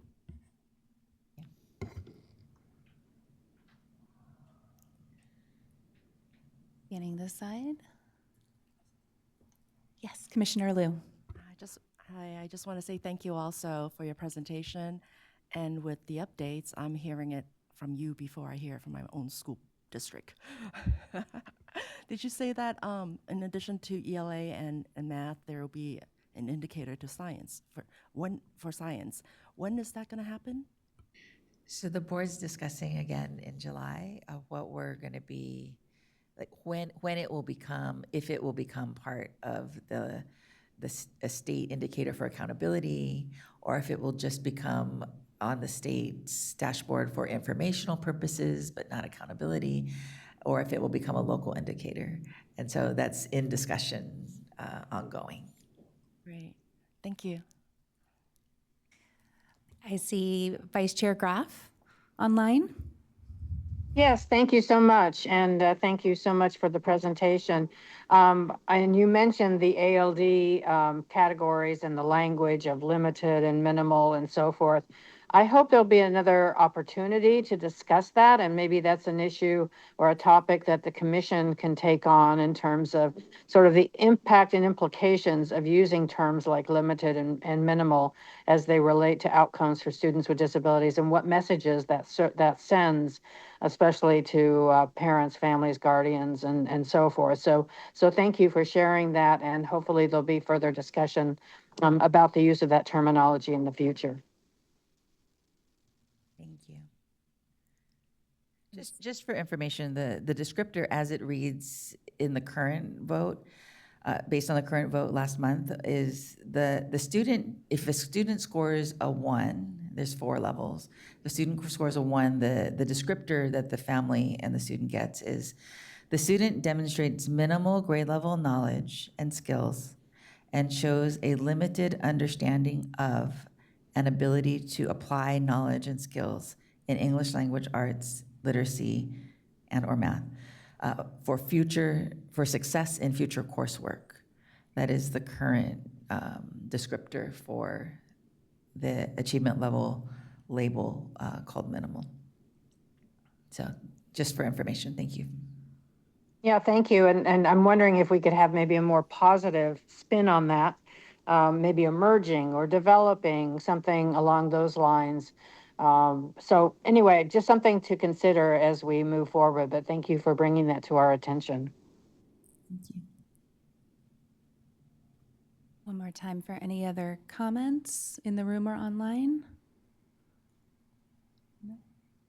Well, thank you so much. I really appreciate your report, and your partnership and presence at all of our meetings really means a lot, and we appreciate the commitment on the part of the state board to be wonderful partners. I do have one question about reclassification. It's come up a lot in discussion at SECO, Special Education Administrators of County Offices, about reclassification for students with extensive support needs who aren't able to access the alternate LPAC. And I was wondering if there was any discussion about that or guidance that you could provide for us accordingly. That might be, as the commission is thinking about agenda items, that might be a possible agenda item that the commission may be interested in, because I've been hearing numerous conversations about that item specifically, and wanting to make sure that our student population with extensive support needs isn't held back from reclassifying. And it has been a concern in the field that, you know, we've heard over time, and just wanting to make sure that everybody has accurate and updated information about that. Thank you. Appreciate that suggestion. Okay. We will turn now for a report on our state special schools to Dr. Nancy Leibach-Aman, who is joining us online, I believe. Yes, hello everyone. Good morning. I don't know. Can you guys see me clearly? I feel like I'm a little blurry and fuzzy. Okay. It just looks like maybe I'll go. It seems much slower here than it is in reality, but all right. In any event, good morning, everyone. This week is a big celebration for the state special schools because all three of our schools have gone through their graduation ceremonies. California School for the Deaf Fremont had 40 students graduate last week. Some are going to college, some are going to community colleges, some are going to transfer schools. Many of them, you know, some are going into the workforce. Now for our CSB, our California School for the Blind, we had a total of 4 students graduate. 2 are going on to college and 2 are joining the workforce. 1 is actually going to Fullerton College and the other one will be going to UC Berkeley. A lot of pride with their achievements. Yes, absolutely. Thank you. And this evening, Riverside will have their graduation, California School for the Deaf Riverside. They have about 35 students graduating. All, like Fremont, are going various places across the country. Most of them, and the pattern we see typically, is that they're going to college on the East Coast. And here in California, they go to California State University, Northridge. And yeah, so it's wonderful to see this fantastic group of students graduating this year. I have several updates for all of you. Not a lot, really, but a few. Our deaf guidelines and the work that we've been doing to update those has been happening. They haven't been updated since 2000, and we are very close to wrapping up and finalize the guidelines and the update. We will have an in-person meeting in Sacramento in August as a work group to review everything before we are able to then post and disseminate those through ACSE, through the SELPAs, through the special ed division and their distribution lists that they have for input from the field before we then actually put the final stamp on it and have permanent new DHH guidelines in place to use while working with our deaf and hard of hearing students across the state of California. It's an important tool for all of our school districts out there to have access to. Pertaining to our educational interpreters, we do have an update. We've had several meetings with educational interpreters in the field for dates, several months currently, and it is coming to a conclusion that it is necessary to have a town hall meeting with, again, our educational interpreters that are in the field virtually, because our school districts across the state of California are hiring educational interpreters with a variety of job descriptions. They are not standardized, and there's a lot of conflict between the educational interpreter and signing aid roles. A signing aid would be considered a paraprofessional. That is a completely different role to someone, and there is no real overlap there. It's become a big concern about the differences in those roles. Simultaneously, we need to follow the regulations that have been set in place through the State Board of Education. In partnership with the State Board, we acknowledge that we do need to make sure that our school districts are in compliance with the educational interpreters and those requirements and regulations already put in place. Now we need a town hall at that point to have data and to collect data. And we would use that to set a task force. And the task force will require funding to make these changes happen. And with that, I do need to get some kind of support from ACSE and from all of you in terms of acknowledging that there is a need to address our educational interpreters within the state of California. To again, make it more consistent and to provide our students full access across the board with clarity.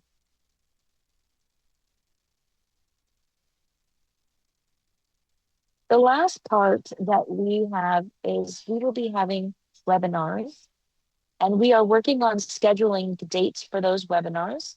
They will be starting after September this year. The webinars will be focusing on AB 1938, and the webinars will be provided by myself and Dr. Rachel Heenan, Special Ed Director. She and I will be focusing on AB 1938 and what the law itself says, but many school districts are requesting and will want clarity on what that actually means for our deaf and VDI students when they are actually going through their IEP process. It's more of a guidance of sorts to just provide examples of various approaches that are possible. We will be disseminating those webinars, and it's not the first. We will have not just one, we will have a series of them addressing AB 1938. Another webinar will be focusing on language milestones. Currently, Napa County Office of Education is managing our DRDP and has been to date. They're also working on language milestones with us. We've done a field study. It's actually in progress currently with several school districts to look at this new updated milestone form called Smartsheet to see what the outcome of that pilot is. Once we've done that, we'll put that in place. And then we will also have webinars for our early start teachers and give guidance as to how to use that assessment and that tool for all children up to the age of 5. Once the webinar is completed, then that will be put on CDE's webpage under the state special schools. And our early start teachers will always have access as needed to get that guidance as to how to perform those assessments for our youngest children at various school programs, at home. That service can be provided across the board by anyone. That they will all have access to that information. So that's my short report for the day, for the morning for all of you. Thank you very much. Any questions? Thank you so much for your presentation, and congratulations on the graduation ceremonies. What a wonderful celebration of all of the hard work of your students and educators and their families. It was very exciting to hear about some of the post-secondary plans that your students have. So hope you're enjoying that season of celebration. And I will turn it over to commissioners for any comments or questions.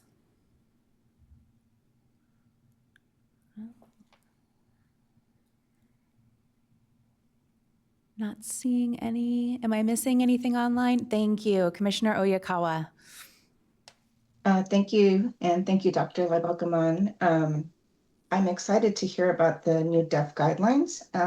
I was wondering if you said that I think you were going to do meet in Sacramento and then get input, and I wonder what the process, the timeline looks like as to when those would, the goal is, I guess, to get those out and in use, like approved and in use.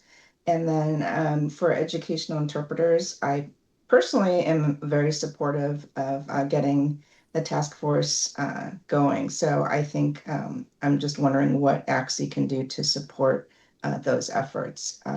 There's such a serious shortage, and definitely there are many districts that I'm aware of from tales from the field of family interactions where signing paras are used instead of a certified interpreter, and you know signing paras definitely have a very important role, but when they're used in lieu of an interpreter that's needed, it's definitely something that I hope we can get cleared up. So I hope the task force would address just the general shortage as well. So I guess my question is, what can we as ACSE do to help support that effort?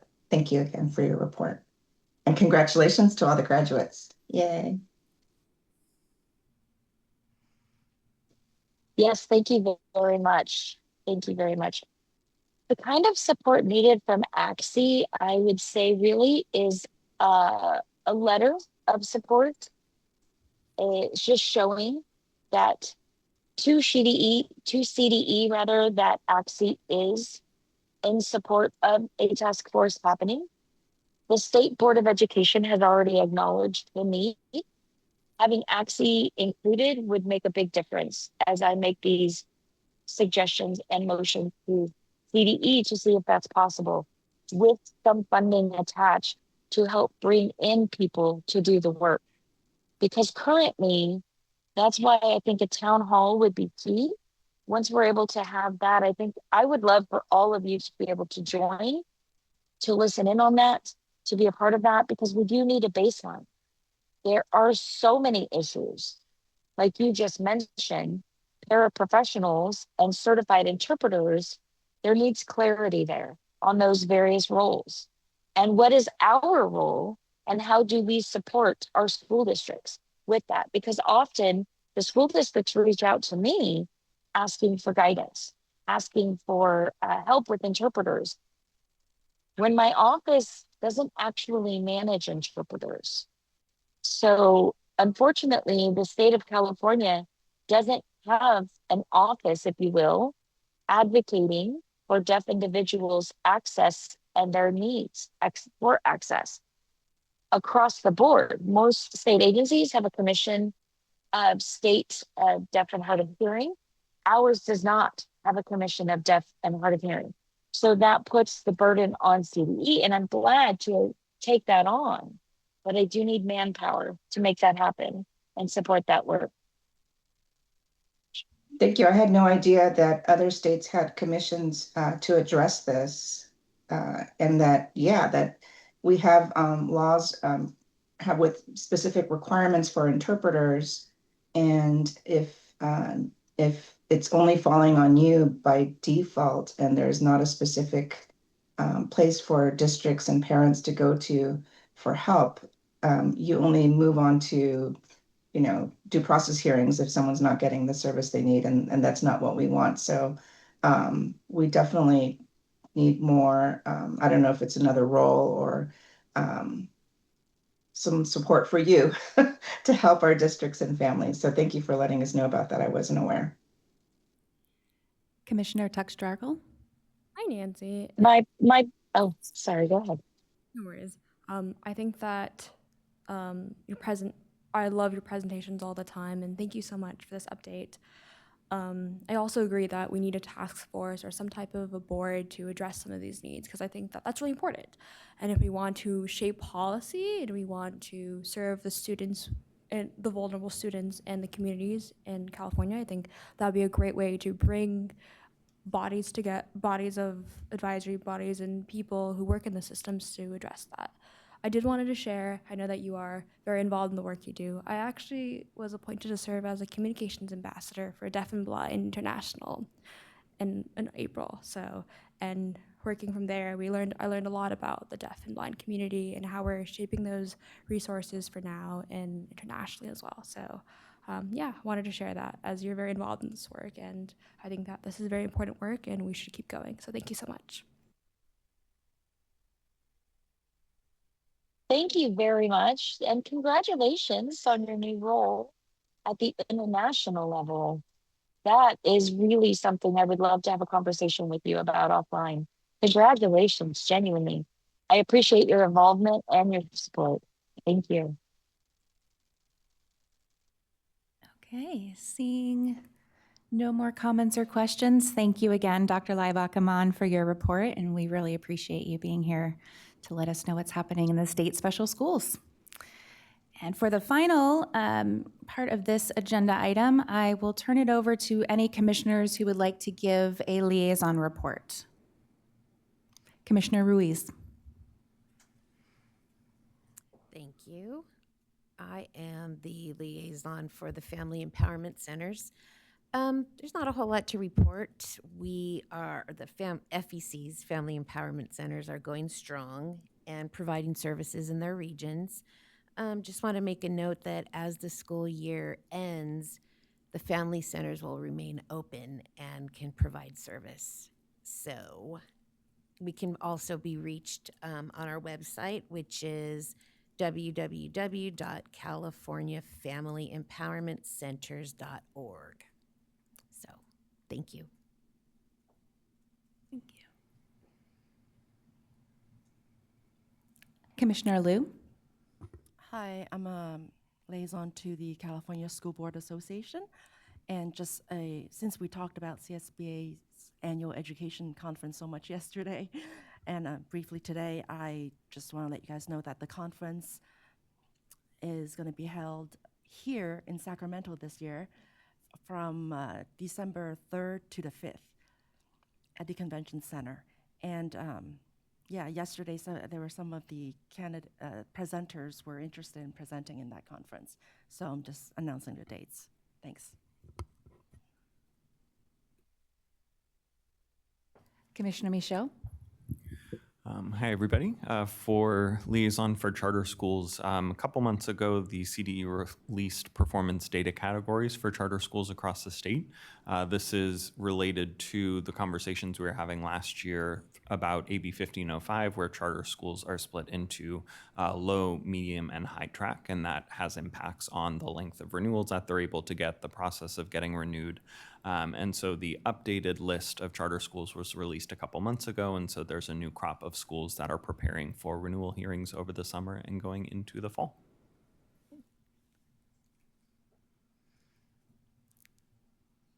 All right, any other commissioner liaison reports before we close this item and move to public comment? All right, seeing none, if I may have the public comment slide, please. I'll ask members of the public who are attending in person, if you wish to make a comment, begin lining up. Then we'll give a few moments for members of the public online to have time to call in.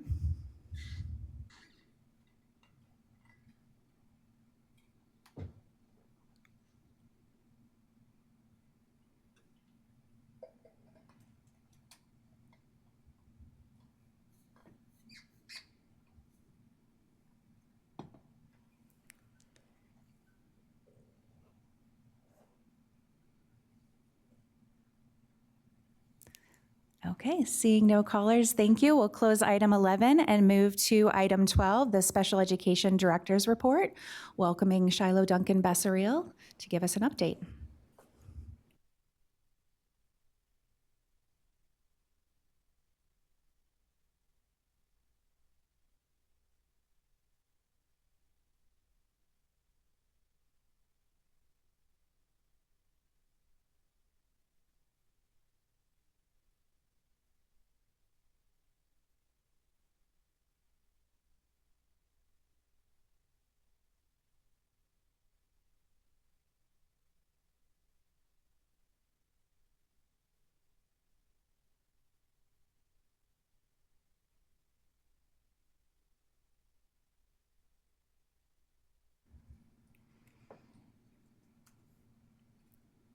Looks like we may need a moment just to, of course.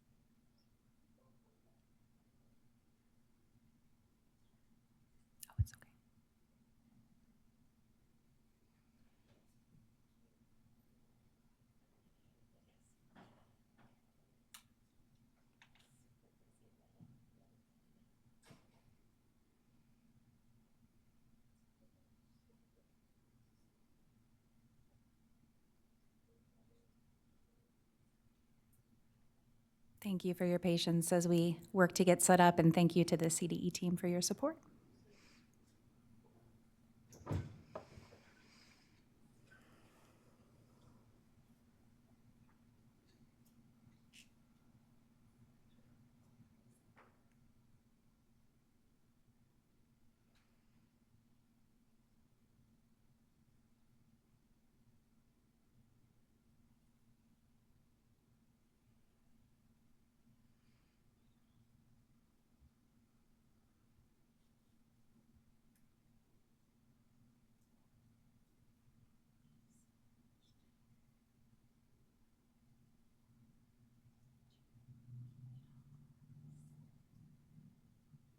My apologies, commissioners. There seemed to be just a quick downloading issue, but we've seemed to have corrected it. My name is Shiloh Duncan-Besriel. I am the Associate Director for Special Education at the California Department of Education. I am a unfortunate poor substitute for Dr. Rachel Heenan, who could not be here today because she is celebrating her own family's achievements because her child is graduating this week. So congratulations to her family. But I will do my best to fill her large shoes. So I'm going to be providing some good things that I think are encouraging, and I'll end on sort of the more concerning things that has to do with our federal update towards the end. So I'll try and save that for the last. I did want to talk a little bit about some of our priorities for this year. For the 24-25 school year, one of our biggest focus has been our community and family outreach, including our constituent support office, and also our family outreach work with Seeds of Partnership and the Family Empowerment Centers. We have been conducting a set of webinars called Strengthening Partnerships with Students with Disabilities.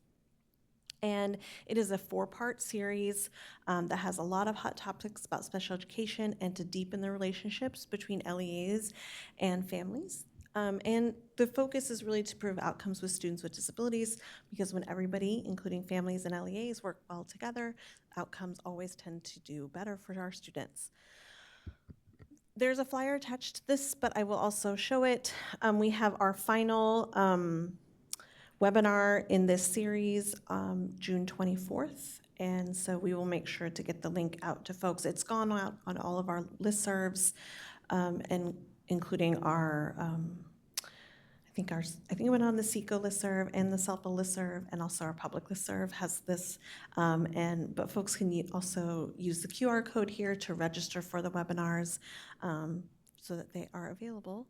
And I believe they are also all recorded, so folks can go back and look at them and see what they may have missed if they have missed one or two of them. The last time I think I was here, we talked about the annual performance report, which was probably October. And we talked about all the data that we collect annually in our annual performance report. This is our largest report that we do. It is a federally mandated report that is sent to the U.S. Department of Education. We have to develop goals and targets every year, or every 6 years, that then we report on every year. And so the annual performance report shows how we're meeting our progress towards those targets. We submit that annually on February 1st, and we did submit that on time this year. It was approved by the State Board of Education in January, and we submitted it to the U.S. Department of Education. This report is one of 2 items that if we do not get in on time, then the U.S. Department of Education can withhold our $1.4 billion grant. So yay, we got it in on time. Previous submissions can be found on our website at the link that is shown here.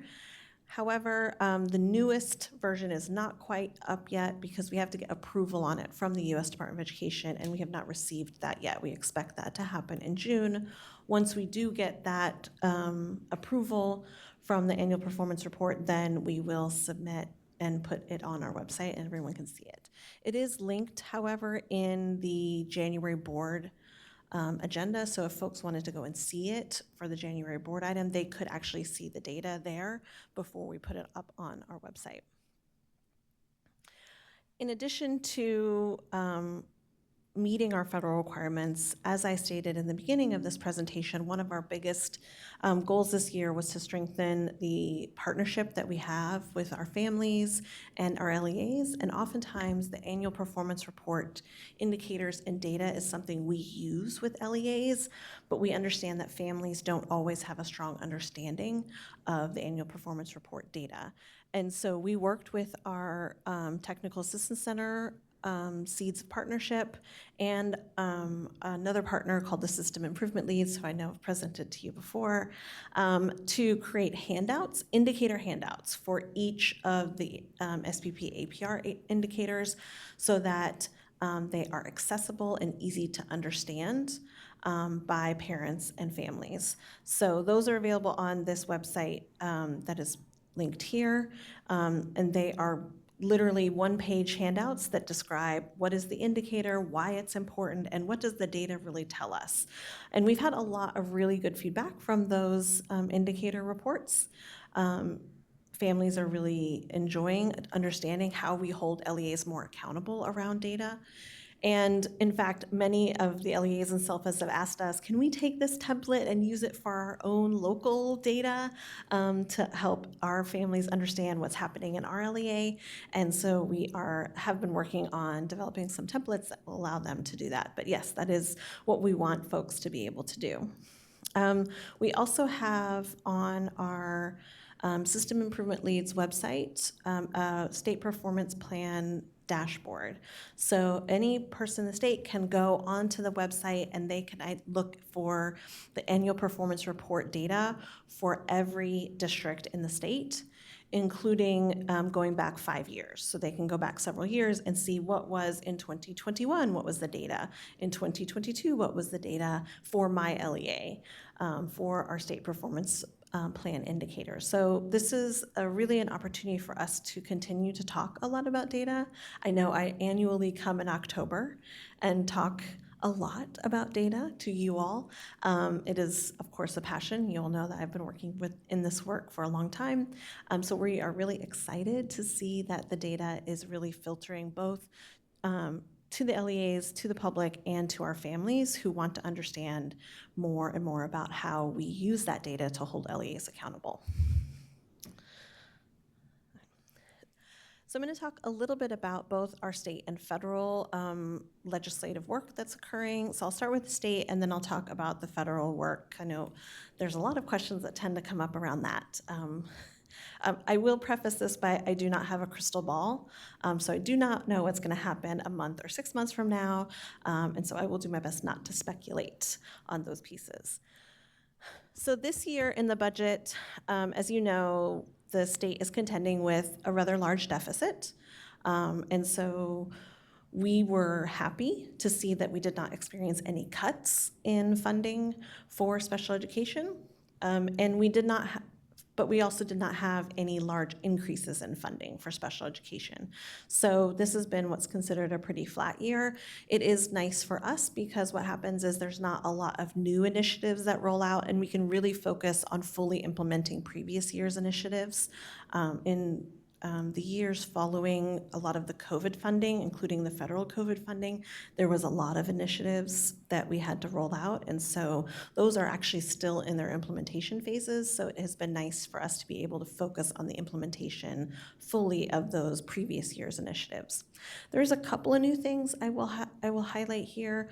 One is that there is in our trailer bill language some funds that are set aside to digitize the IEP template. So the past couple of years, there's been a work group that has been working on a new IEP template for the state. And so now that template is in a paper format, and the work now moves to, can we digitize that format? As you know, every district in the state uses a digital IEP software in order to collect and use the data and information to create IEPs. Those later can be printed, but they're housed and kept electronically. So there's $1 million that is set aside for the California Collaborative on Educational Excellence to digitize that IEP paper template that we have.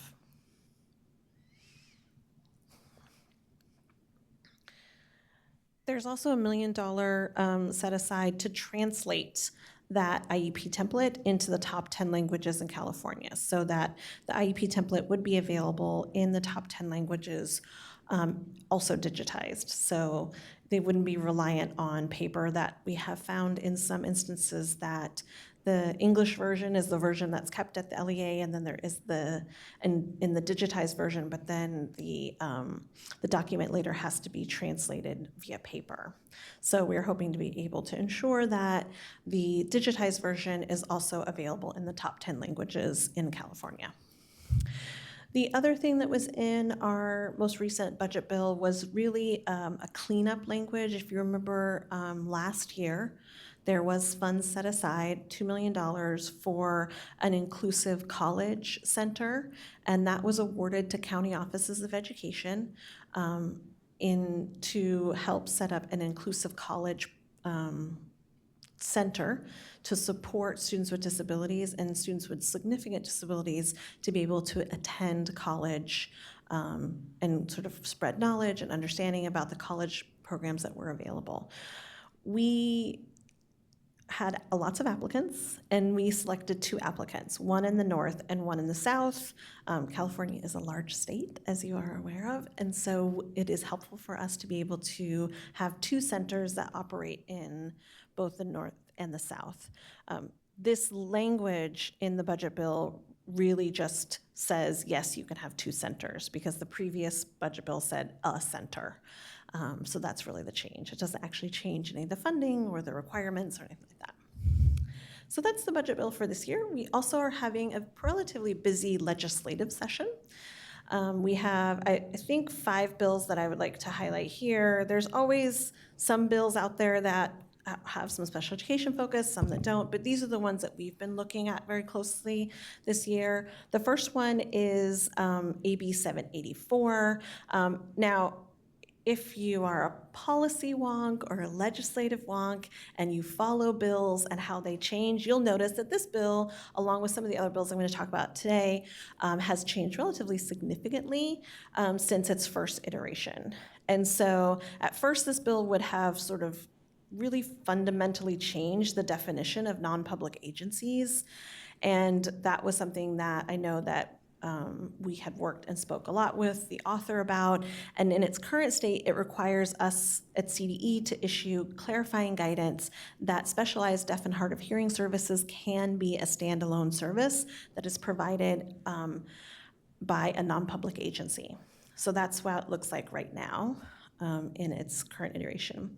The second bill is SB 373, which is about non-public schools and their certification. This bill would ensure that children and families, so not just families, but children and families, are made aware about how to contact the CDE Equitable Services Ombudsman and be provided a copy of procedural safeguards. And it also requires, prior to certification, that CDE conducts interviews with students that are placed there. It also requires LEAs conduct interviews as well with the students during their annual on-site visit. The next bill is AB 560. This is another bill that has changed pretty dramatically since its inception. We have seen, it's been amended to actually strike most of the original language, and it was around caseload and caseload ratios. And there's been a lot of input, not just from CDE on this bill. And so now it is requiring that CDE convene a work group of various educational partners to come up with some recommendations about caseloads, teacher-pupil ratios, and to consider the types of school settings, the grades of students, and the varying needs of students for mild to moderate extensive needs. So it's really about work groups and recommendations is what the bill is now around caseloads.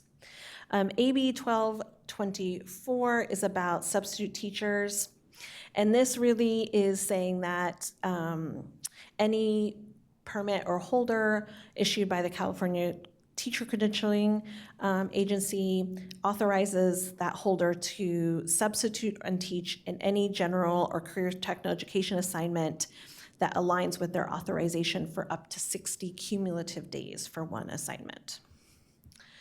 And then finally, this is, I think, a really exciting one. It is it is the Joint Resolution 7, and this is a joint resolution that passed unanimously, I believe, in the Assembly, and it calls on members of the United States Congress to oppose any reductions in funding for students with disabilities.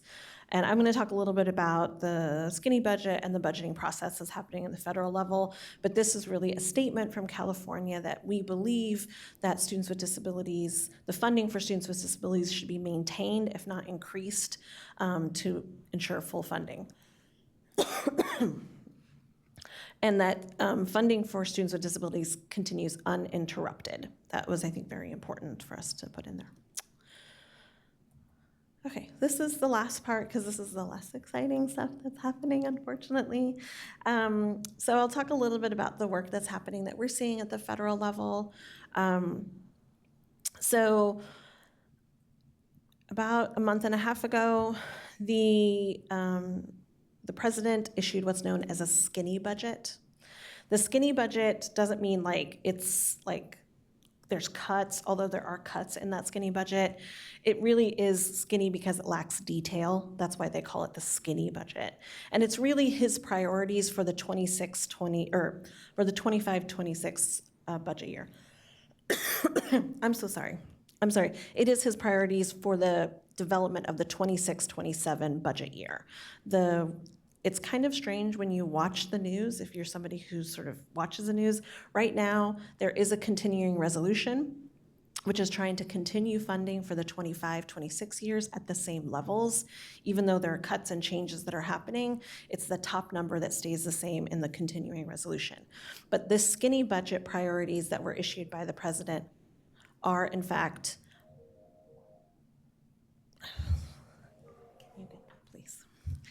those skinny budget elements, my apologies, there's a lot happening on my computer, is about the 26-27 budget year. If you look at that budget, there are some things that are really concerning. First, it does almost eliminate completely Title III. So that is our migrant and English language learner funding. So it would almost completely eliminate that program at the federal level. In addition to that, it does make significant cuts to Title I in that space. What it does not cut is it does not cut IDEA funding. It keeps it flat from previous years. So that's good news. What is, I think, a little bit more challenging is some of the language that's put in that skinny budget that says things like, we're gonna collapse all of the individual portions of IDEA into one single block grant, a special education block grant that will go to states, and states can kind of do whatever they want with that. There's two caveats here. Number one, I think considering the dedication that the legislature, the state superintendent of public instruction, and really in general California and the governor have on special education, even if that funding was block granted, I don't think much would change for us in California. I think the system would still work the way it works now for the most part. In addition to that, this is just like many things coming out from the administration are like hopes and wishes. This is the things that he is signaling that he's willing to sign and really wants to happen. Now, of course, Republicans still currently control the both houses, the Senate and the both houses of Congress, and so there is a potential for some of these things to make it through, but often in other times, some of these things that is put in the skinny budget are often ignored completely. So it's still hard to know what's gonna happen for the 26-27 budget, but it does give us an indication of where the administration is thinking in terms of the work. The second thing I'd like to identify is that we are currently under two large pieces of investigation. One around Title IX, which is an investigation around FERPA. We are included in some of those FERPA investigations due to a law that we have around whether or not a school can keep records around a student's preferred gender identity. Now, the way that our law is very well written, we do not have concerns in this space around any FERPA violations. A parent can request their child's records at any time. It just prohibits a district from creating a law requiring that teachers give that information to parents upon notification. But if the parents request that information, they can receive it. We have no concerns in that space. We just want to make you aware of it. We are also under a current, we are having, I think, 9 other types of litigation that we are working through in this space. We don't have many concerns around that space. What I will say is the U.S. Department of Education has said that if they find states in violation of Title VI, Title IX, or FERPA, that and the state is unwilling to make changes, that they will withhold all federal funds, including IDEA funds. Now, if you did want a crystal ball about how that could look like, I would look towards the state of Maine, because they started doing this in the state of Maine, and the state of Maine has been successful in challenging the U.S. Department of Education's ability to withhold funds in this space. So if you're interested to see what could it look like, I would say look towards what's happening in Maine, and you could see what could happen in California shortly. A couple of other kind of things that I wanted to highlight. Again, these are not like the best highlights, but I think it's important for us to understand some things that could impact us. So Secretary McMahon issued on her first day a letter to the public and to the U.S. Department of Education stating that this was the department's final mission, in essence signaling her intent to close the Department of Education. Now, I want everyone to be really aware that Secretary McMahon and the presidential administration does not have the ability to do this. This can only happen through an act of Congress, and it would be a change in statute. And so, especially in special education, that is one of the core functions that's identified, I believe, in the Department of Education Act 1976 or 78. And so it would require an act of Congress and 60 votes in the Senate, which currently the Republicans do not have 60 votes in the Senate in order to make that change. That would also be required if there was a change in statute around moving IDEA under the Health and Human Services, which has also been a wish that has come out of the administration. So none of that is happening. Everything is still the way it is. We still have the U.S. Department of Education, and all of our work goes through the U.S. Department of Education. So I kind of want to make that super clear for folks. There's also been a number of Dear Colleague letters around DEI. Those are all available on the U.S. Department of Education's press releases. I highly encourage folks to look at that. It definitely gives you an idea of what the Department of Education is thinking. They are definitely, they read much like a number of news reports, like if you were to turn on like CNN or Fox News, that's how they read, as opposed to more educationally based.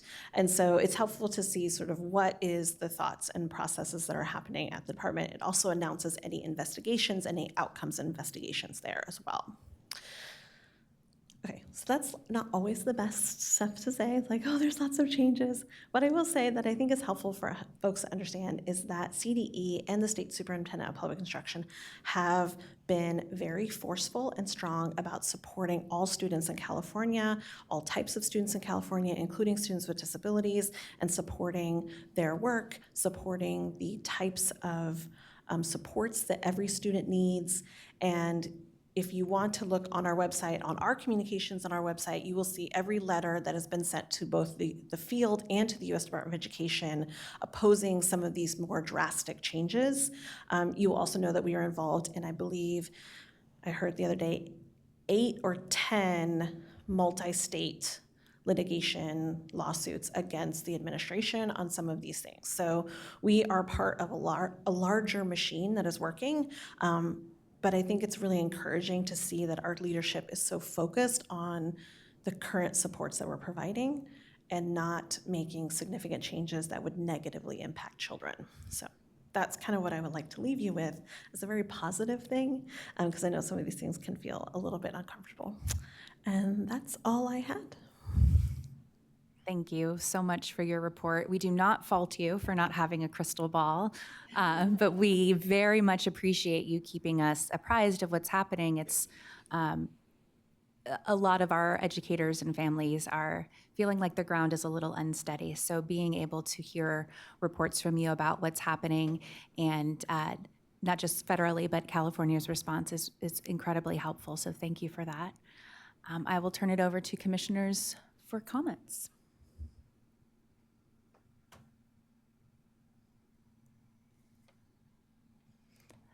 Commissioner Oyakawa? Just want to say thank you, Shiloh. My anxiety level just came down a little bit listening to you. I know in the back of my head, whenever I read something that's very unsettling, that our state is going to do everything we can to support our kids and families. But it really helps to hear it and how it's how you've articulated it for us. So thank you so much. Thank you for all your presentations. I love the visuals too. That helps me a lot. So just want to say thank you. Vice Chair Graff? Yes, thank you. Thank you, Shiloh. Yeah, it's always very informative with your presentations. You know, it's interesting, when you listen to things coming out of Washington or the U.S. Department of Education, it seems like there's a lot of gloom and doom. But ironically, 3 requests for proposals came out from the U.S. Department of Education related to preparing educators for students with disabilities, both in terms of leadership and also in terms of preparing special educators. So universities now are looking at these RFPs, and I'm sure they'll be reaching out for letters of support from the special ed division and Dr. Heenan and so forth. But it's just interesting that sort of, you get the doom and gloom, and then all of a sudden here comes funding for preparation. I'm not sure where all that's, what the backstory is on that, but that's certainly one glimmer of hope that there is additional funding for preparing educators. So thanks, Shiloh. Appreciate it. And I will say that's part of the work that our Attorney General's office and our CDE Legal and the State Superintendent of Public Instruction have been very dedicated to. I think what you're seeing in those requests for proposals and even the reduction in force that's been walked back for the U.S. Department of Education is because there has been litigation that has kept the administration from cutting those funds or cutting those staff. And those litigations are coming out of those multi-state lawsuits that we've been a part of. Any other comments, questions from commissioners? Commissioner Michaud? Thank you for the presentation, informative as always, and I appreciate the optimism that you are bringing to us today. We're going to have to wait and see with a lot of this stuff, and I would hope it's like encouraging news that we are not anticipating any kind of pulling of federal IDEA funds, and that we're anticipating that will continue flowing. And if we were to lose some of the other title funds, I would certainly hope that we're thinking through what on the ground impact that could have on special ed funds or special ed funding generally. We know that most districts are spending more than what is allocated for special education. If the overall bank balance for districts and schools is going down because of loss of other title funding, I'd wonder what kind of pressure there might be on encroachment and trying to reduce encroachment and therefore reducing the amount of money that we're spending on special ed, even if those funds technically stay the same. And so I'm sure y'all are thinking about that, and we'll have to see how that ends up going. Yeah, we are continuing to think about that and what that could look like. We've started to consider if there are significant cuts to Medicaid, because there is oftentimes districts will charge back to Medicaid for services for students who are Medicaid eligible. And if there are significant Medicaid cuts, I do know that the legislature and the Attorney General's office have been working very closely to determine if that does occur, what would that look like. So we will keep you posted. I would say do try and be positive, because there is just a lot of willingness to support all students in California from our California legislature. Commissioner Tux-Jargel? Hi, Shiloh. Thank you so much for this work. And I think that this is really important work. And I know that the federal updates it gets scarier each day. But I told the families, the communities, the school districts in my areas to reach out to the CDE constituent services offices, and that we're there to support you and help you. And I've been hearing a lot of calls from people. They've been calling, they've been emailing, and I think that they know that the CDE has their back, and we're there to support our families. So just wanted to let you know that, and thank you. Thank you. Any other commissioner comments? If we may have the public comment slide while we're waiting for callers to call in or members of the public to line up for comment, I will offer a palate cleanser after a very heavy meal of federal updates and go back to the beginning of your report when you were talking about seeds of partnership and the high quality IEP project and the template that's coming out. Just encouraging commissioners and members of the public who may be watching today, if you haven't done a super deep dive on the high quality IEP website, there are phenomenal resources for educators, for families. It was really wonderful to hear a presentation from them at the last SECO meeting, and I think it really speaks to a lot of the priorities that we've been talking about as a commission in making things student-centered and elevating and amplifying the voice of students and families. So wanted to encourage you to check that out if you haven't, and thank you for your work as always. And I love your October reports as a data geek, so I'm looking forward to it. And thank you for being here today to give us a report. Thank you so much, commissioners. While we're waiting for members of the public to call in online, I will ask anyone in the room wishing to make public comment to begin lining up.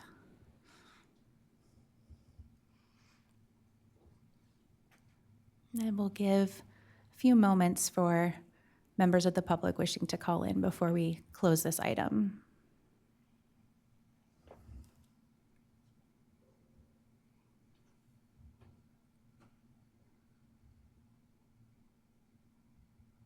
Actually, before we close this item, we had discussed a change to the agenda to go back to agenda building at the end of item 12, following the director's report. So I would like to, before we officially close out, turn it over to commissioners to suggest any other agenda topics for future meetings that may have come to mind since yesterday, and then we'll go back to the public comment.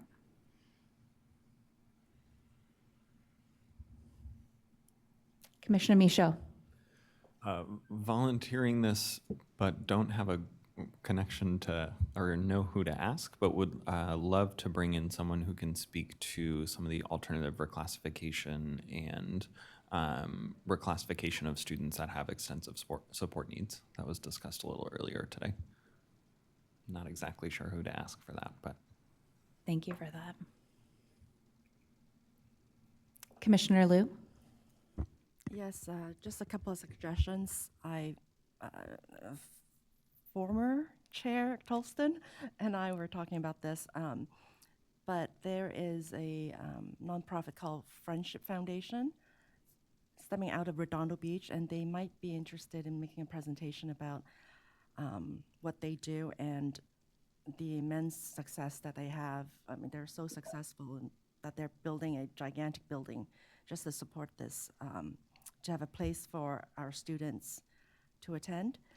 And then on the second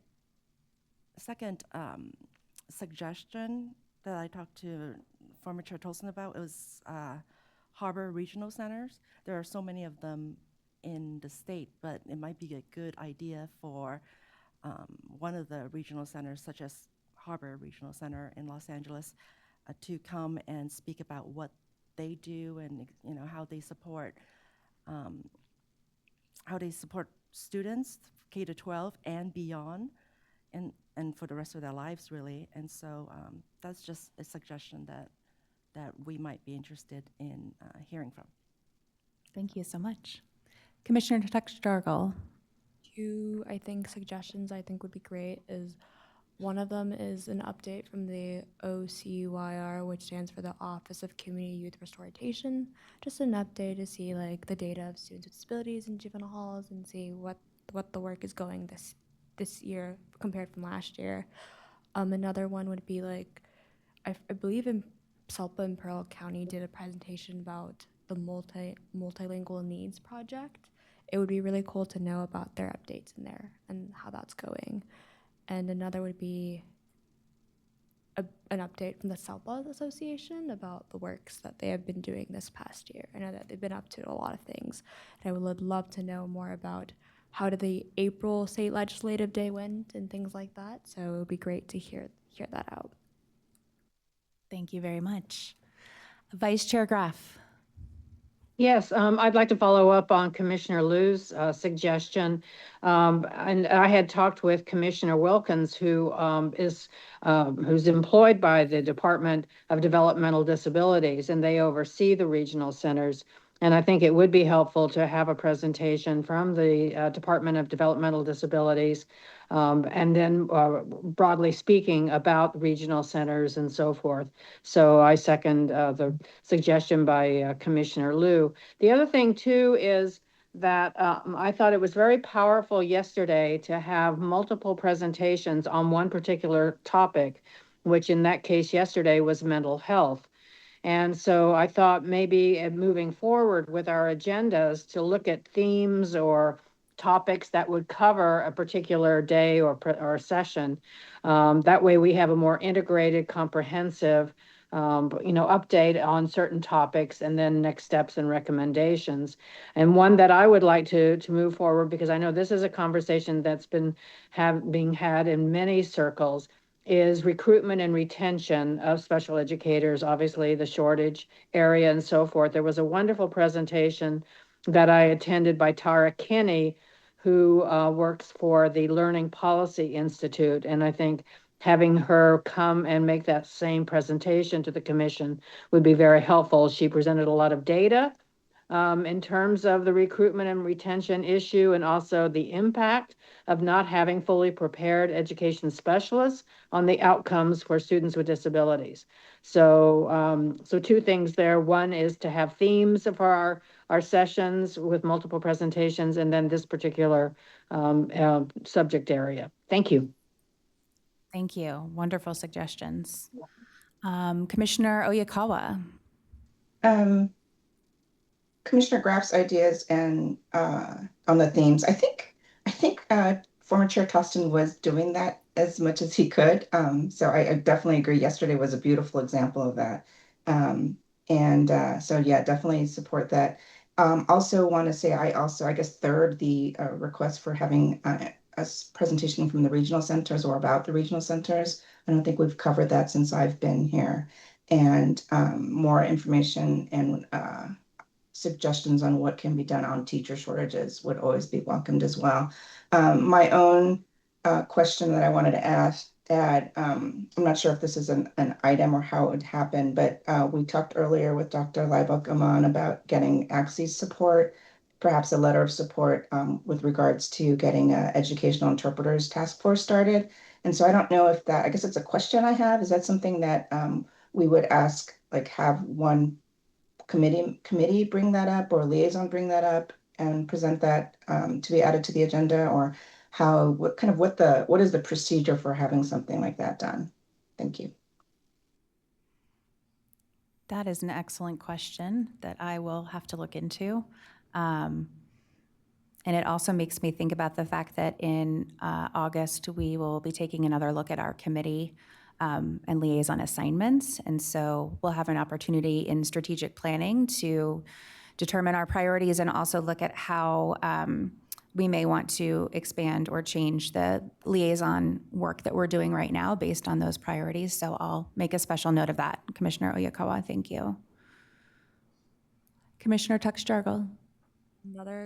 Speaking which of themes like Vice Chair Graff's talked about, I think it's really also important to highlight other systems like foster youth. That's something that a lot of people don't talk about, but I want to learn more about like what the foster youth with students with disabilities is, and what that work looks like and the systems they grew up in. I know that California Alliance Family Services were here yesterday that I serve on. They do a lot of work on that areas, but want to learn more about foster youth students with disabilities, and how sometimes foster youth will have to like go to a different state to get services and things like that. I want to learn more about that.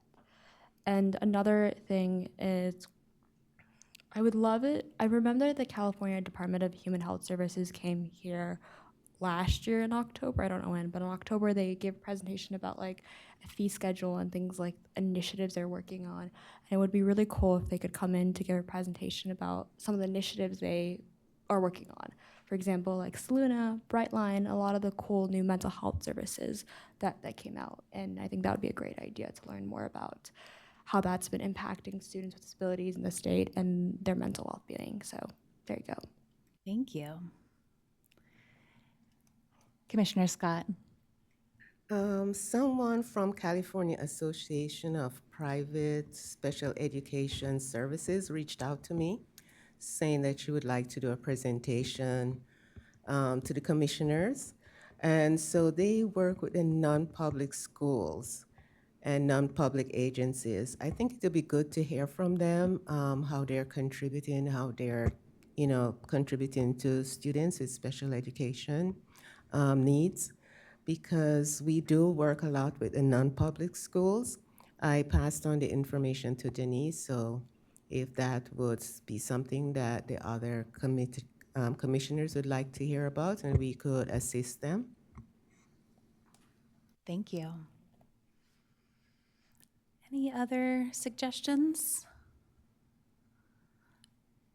Well, I know right now Youth Leadership Forum is finalizing their recruitment for new members of the commission who are students, and in August will be presenting us with 3 finalists, which makes me wonder if this is your last official meeting, Commissioner Tux-Jargle? I'm unsure yet, but I've kept my promise to continue to serve California no matter what happens. So I think my last is in October. We're unsure yet. Okay, so we're getting clarification on that.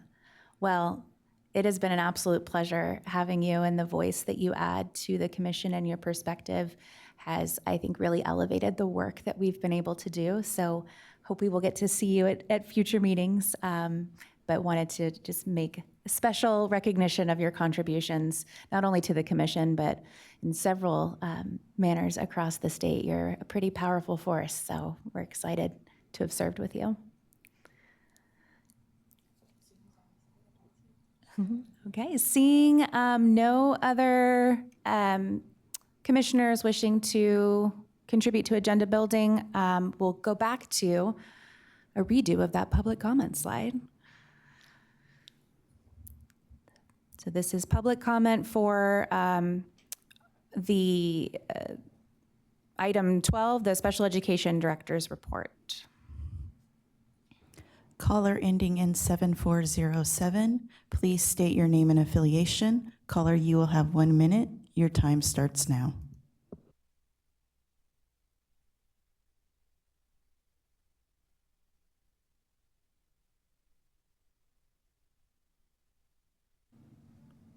Caller ending in 7407, please start.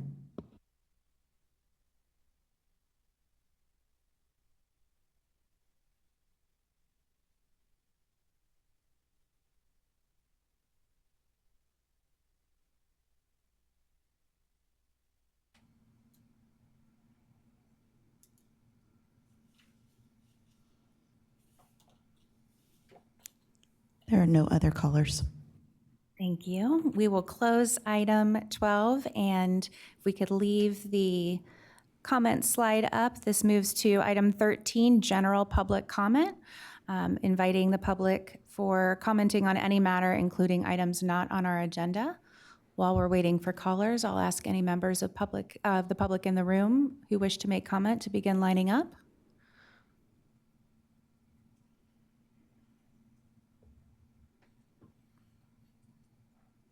And we'll give a few moments for callers online, or for members online to call in.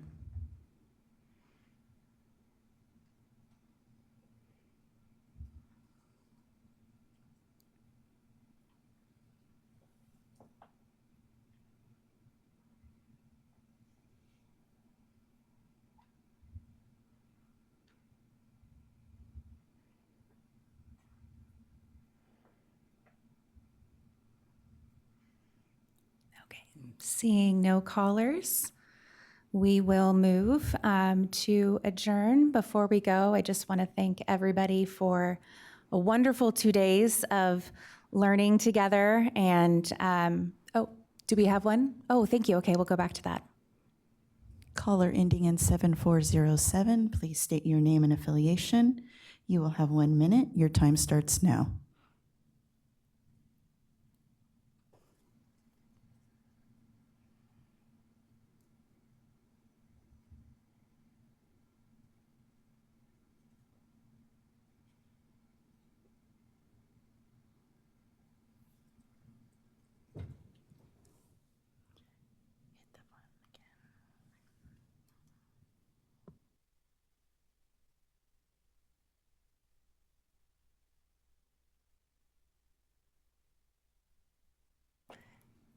Okay, it looks like no callers at this time.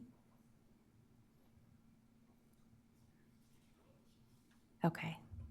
All right, well then we will close item 13. Thank you again, and congratulations to our very own Commissioner Tuck-Jargel on her graduation, and on the many commissioners who are celebrating graduations of their loved ones and family members. It's a truly joyful season, and thank you for being here in whatever capacity you could be in, especially the commissioners who were able to attend online in lieu of missing our meeting.